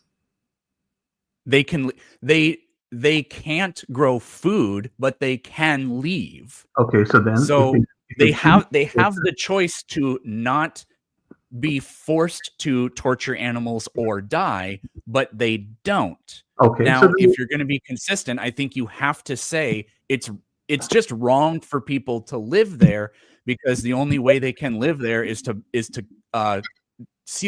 do seal clubbing. I'll make it a step further. I'll actually give you the answer you want. Anywhere in the world, if you don't have to torture and kill any species and you choose to do it, there's no way to justify that. If you have a justification, I'm all ears. Go for it. Well, that wasn't the point. I wasn't trying to give you a case where it is justified. I was just trying to find out if you're being consistent in this. And if you will say that it's wrong, because at first you said it's not wrong for people who live in the Arctic Circle who have no choice but to club seals. That's not exactly at first you said it's not wrong, but I don't see how. No, but that's not exactly what I said. But even that is what you said at first. But I'm going to give you the benefit of the argument. I really want to get to what I'm getting to. Let's say that's what I said. Just for the benefit, let's say that's what I said. I've tried multiple times to clarify it. So can we get past that? I've clarified it, right? But your clarification was that they don't have a choice, but they do have a choice. They can leave. No, that's what I'm saying it. If they have a choice to leave and they choose to do it, they are wrong. I'm making this 100% clear. I'm not sure why you're not getting it.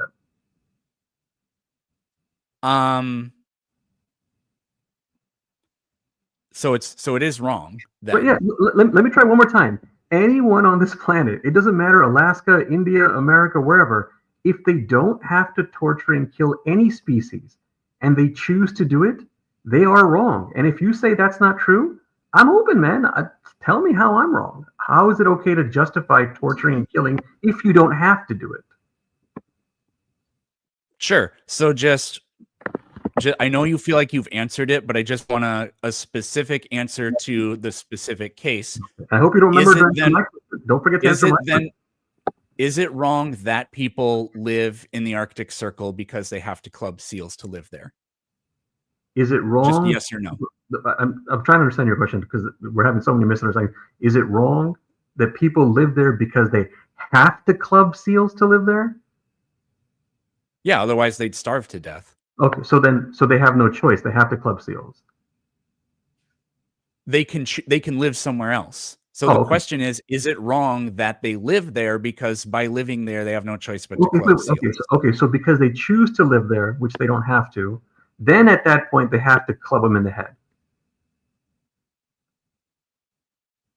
I'm asking if it's wrong for humans to live in the Arctic Circle. And I'm asking if I'm getting your question right. I don't know why you're hesitant. Actually, I do know why. Why are you hesitant to address that I'm getting your question right?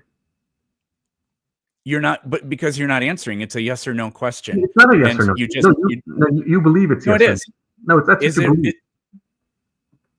This is like on your terms. I'm doing the absolute best I can to describe this on your terms. But you're going on your terms. I just want to verify your question. No, I'm not. These are your terms. No, they're yours. There's nothing wrong with verifying your question, especially since we had misunderstandings. I'm asking you, are you saying that when people don't have to live there, they choose to live there, and then at that point, they have to club them in the head? It's a very normal question to ask. Say that again so I can write it down. Okay. Are you saying that they don't have to live there, but when they choose to live there, at that point, they got to beat them on the head to survive? That's what I'm saying. And I'm asking you, therefore, because of that condition, is it therefore wrong for them to live there? Yes. And I've answered this, and I'll do it again. The answer is yes. You wanted a yes or no? I gave it to you. Okay, cool. So that's consistent. And like the reason I spent so much time on that was because earlier. No, I got it. Can you answer my questions now? You haven't addressed my questions. I want to know. Yeah, what was your question? My question is, if someone killed an animal that you like, whatever one, I don't know what you like, dogs, cats, dolphins, horses, whatever, and they tortured them, or they killed and tortured a human, or they killed and tortured some nice alien on another planet, whatever you like in your mind, you would not say as a first response, hey guys, what about the Alaskans? Your first response would be, don't torture and kill that human or that alien or that animal that I like. So why are you not consistently giving the same Alaskan argument for other topics?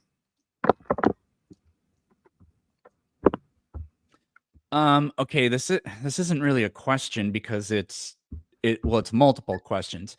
If someone killed an animal you like or a human, you wouldn't say, what about the Alaskans? You would say it's still wrong. The reason I said why would I say it's still wrong? The reason I gave up so many choices is because if I focused on one, you could rightfully say, well, there's a reason for this, there's a reason for that. So I just want to put everything under the umbrella. Anything that you like, it doesn't matter to me if it's an animal or human or alien, whatever you like, anything, you pick the topic, your first response as a human, as a good person, would not be, hey guys, do you know about the Alaskans? Your first response would be, stop, it's wrong. Do you hear that? Yeah. Those are my smoke detectors, so I'm not bailing. Oh, it just stopped. Okay. They've been doing that like all day, so my house isn't on fire. No, I don't judge. Don't worry. I don't judge. I've been in a lot of live streams where people do all kinds of weird things. So if that's weird, that's nothing. Don't worry about it. Yeah. So, well, for me, I don't think that it's so one of my positions here is I don't think it's wrong for Inuit people who to live in the Arctic Circle, even though it means they have to club seals, because I'm not an anti-natalist or anything like that. I think doing that, as long as it has a stands in causal relationship to human well-being, rather than the extinction of a group of people in an area, then it is justified. So can you explain to me, by your logic, I'm going by your logic now, almost every horrible thing in the world that's done to animals, whether it's in the ocean, in Japan, in America, whatever, you can just dismiss it and say there's some justification to it. So in your mind, nothing is bad. No. No, I never said anything like then, that. Then I'm going to ask you the same question that you asked me earlier. You were trying to show me if I'm being consistent with one group of people over another. So I'm going to ask you the same question.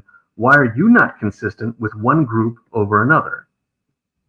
Because the hypotheticals you're giving, they're vague and there's no clear I could have said the there's same no thing. there's no clear instance that the example you gave stands in causal relationship to anything that is generally described as good. The killing of the seals in the Arctic Circle stands in causal relationship to something that is good, which is I didn't follow. People who are there. No, I didn't follow. You're saying every example I gave had no connection? None? Correct, because you said, what if somebody kills an animal that you like? Why? Are they like, I used to have a pet bunny. His name was Buster. I loved that little guy. It's true that, for example, like indigenous cultures would hunt animals to live, and that would include hunting rabbits. So your example was just simply nothing but what if somebody killed an animal that I like? You misunderstood my question. No, you misunderstood my fucking A, dude. No, I didn't, because don't be a you fucking didn't asshole. give me An any. asshole, man. Relax. If you're losing, take it easy. I said fucking A. I'm not being an asshole, and you're the one that can't divorce yourself from. Okay, I'm muting you. You're the one that can't divorce yourself from. He rage quitted. Like, what the fuck? Is he gonna claim victory? Literally, what the fuck? Jeez. So again, his example that I wrote down, literally, there was nothing clear in it at all that it stood in relation to anything else. What if somebody just killed an animal and it caused me to be like, oh, I don't like that you did that. But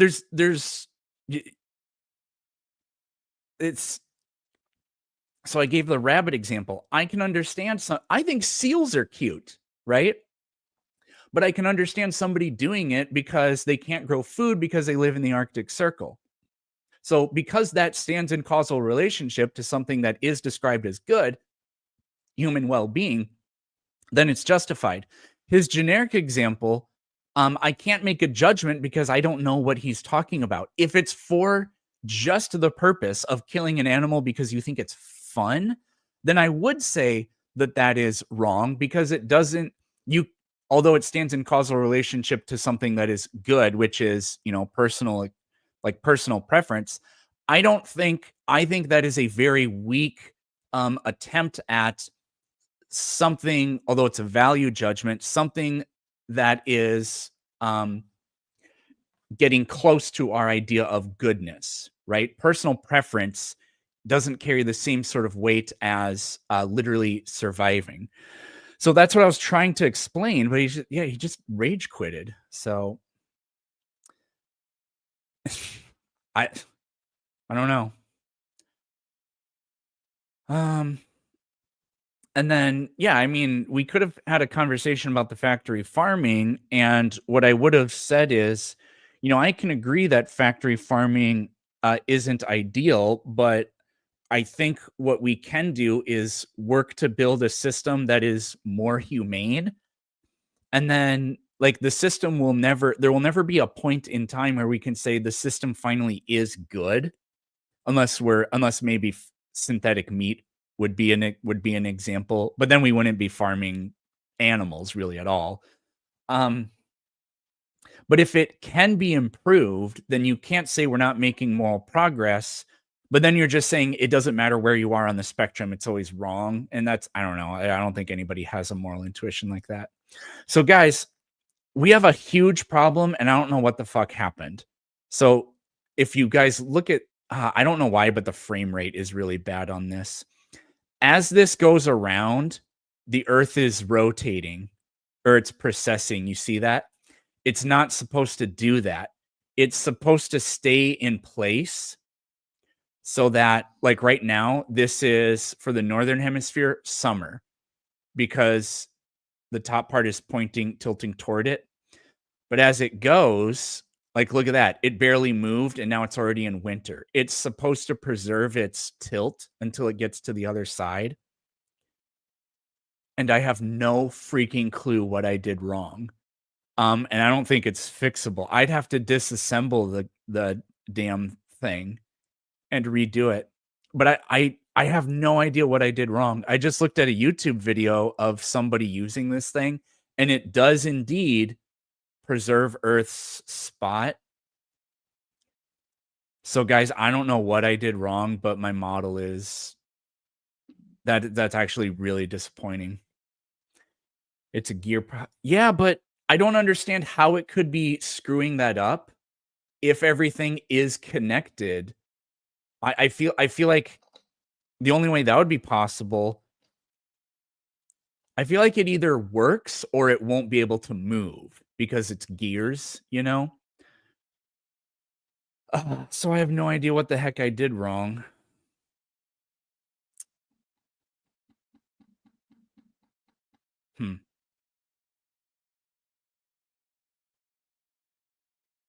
I buggered up the gears in its base. I mean, it's something that I did here. I'm sure of it. I just don't know what it could be. And it's so weird that everything is... Well, let me see. If I spin it, is there something that doesn't move?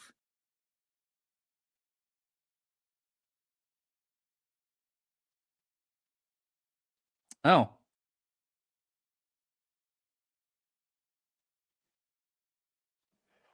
Yep. There's a gear that's not connected to anything. Oh, it fell out. Okay, hopefully that's the problem. So if I... Fucking A. Yeah, there's a gear here, and I can see where it goes, and it's not connected. I do know how to take this thing apart, because it's only 2 pieces, if I remember correctly. WD-40? No. Funny enough, I did do some WD-40ing yesterday.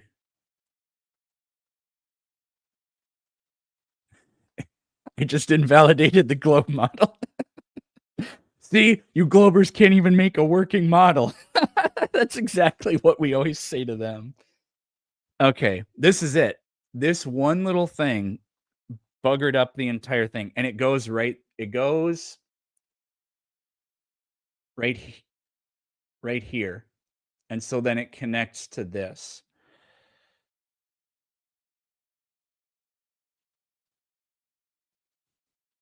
I think I have to take this off.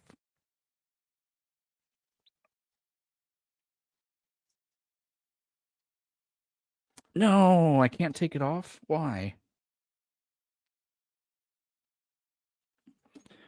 Does this have to come off too?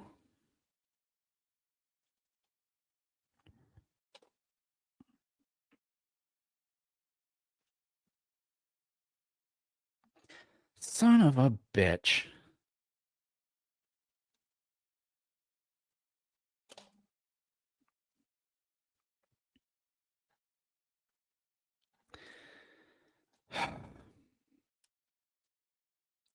I now have to go through the instructions backwards. I really thought that's all I had to do to make the Earth base come off, because it was really simple. Is this proof of intelligent design? Well, it's definitely proof of unintelligent design. Well, it's proof that Lego is omniscient and I'm not, because Lego knows how to do this and I don't. Son of a bitch, the true Lego Technic experience. Yeah, that is highly accurate. Okay. So we are reverse engineering. This comes off, then this comes off. I had that part right.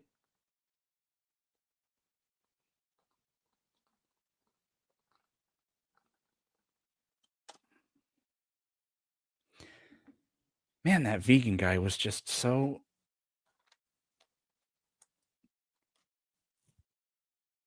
He was incapable of letting me talk.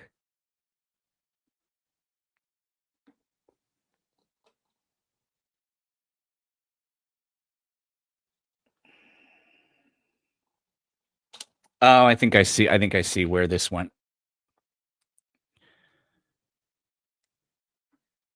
I think I might know how to make this come out. These blue pieces right here just have to pull out, because it says in this step you have to plunge them in. So if I pull that, yep, that's making her come off. That sure is doing it, boy.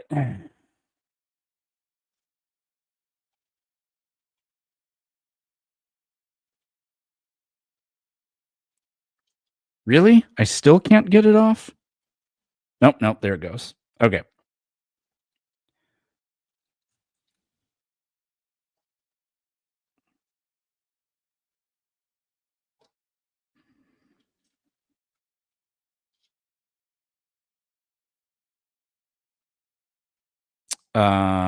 That's not how that works.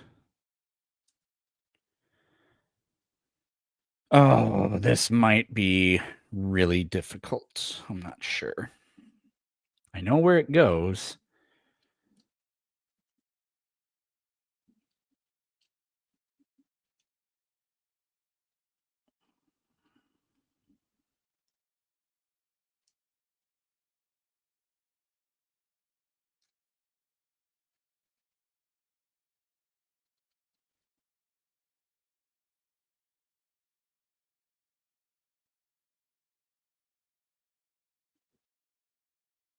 Ha.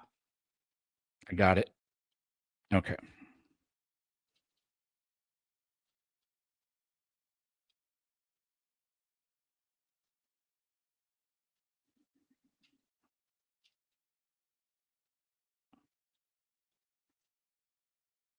Now, how did that even happen? That's what I want to know. I don't understand how that gear fell off.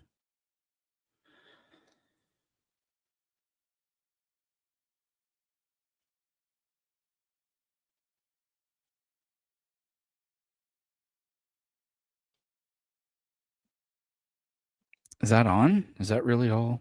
That seems like that wasn't very robust.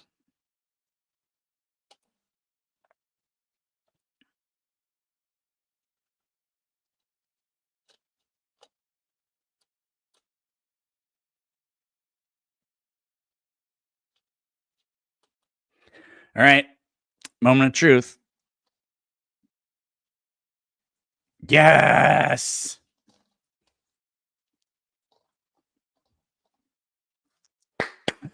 Oh man. Okay, this thing is so cool. Let me here, I'll change the camera angle. Well, I'll try. I should be able to do this. Yeah, there we go. Hey, look, there's the stream. Jurassic Park theme. So let's get rid of this banner. I should upload that vegan conversation, I guess. I'm not recording this live, but I can always download it, I guess, afterwards. So there it is. And yeah, check it out. Moon goes around. Earth maintains its tilt. There we go. I got to make sure this is accurate, though. So the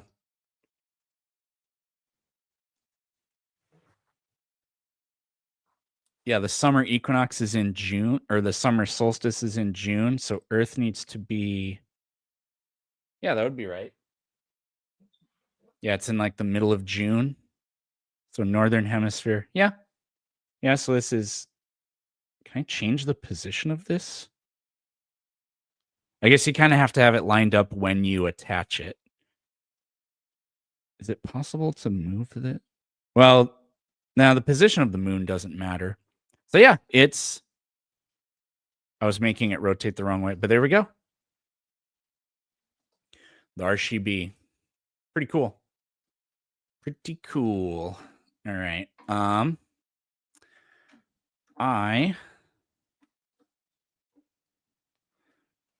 am gonna go. Let me make this a little bit bigger. There we go. I'm gonna dip out of here, but why isn't Earth a cube? Yeah, good question. Hey, look, it keeps precession. That's sick. Eric, can you use this when someone asks about Polaris? Yeah, I could do that. You have to, there's still a lot of abstraction there because you have to imagine Polaris is extremely far away, but yeah. Can you make water stick to it though? We'll see. I'll get some glue. There's a 1-to-1 skill version right outside. That is true. That is true. Okay. Well, everybody, that was fun. Thanks everybody for being here. I don't know when we'll do the next live stream, but I'll see you guys sooner rather than later. Laters.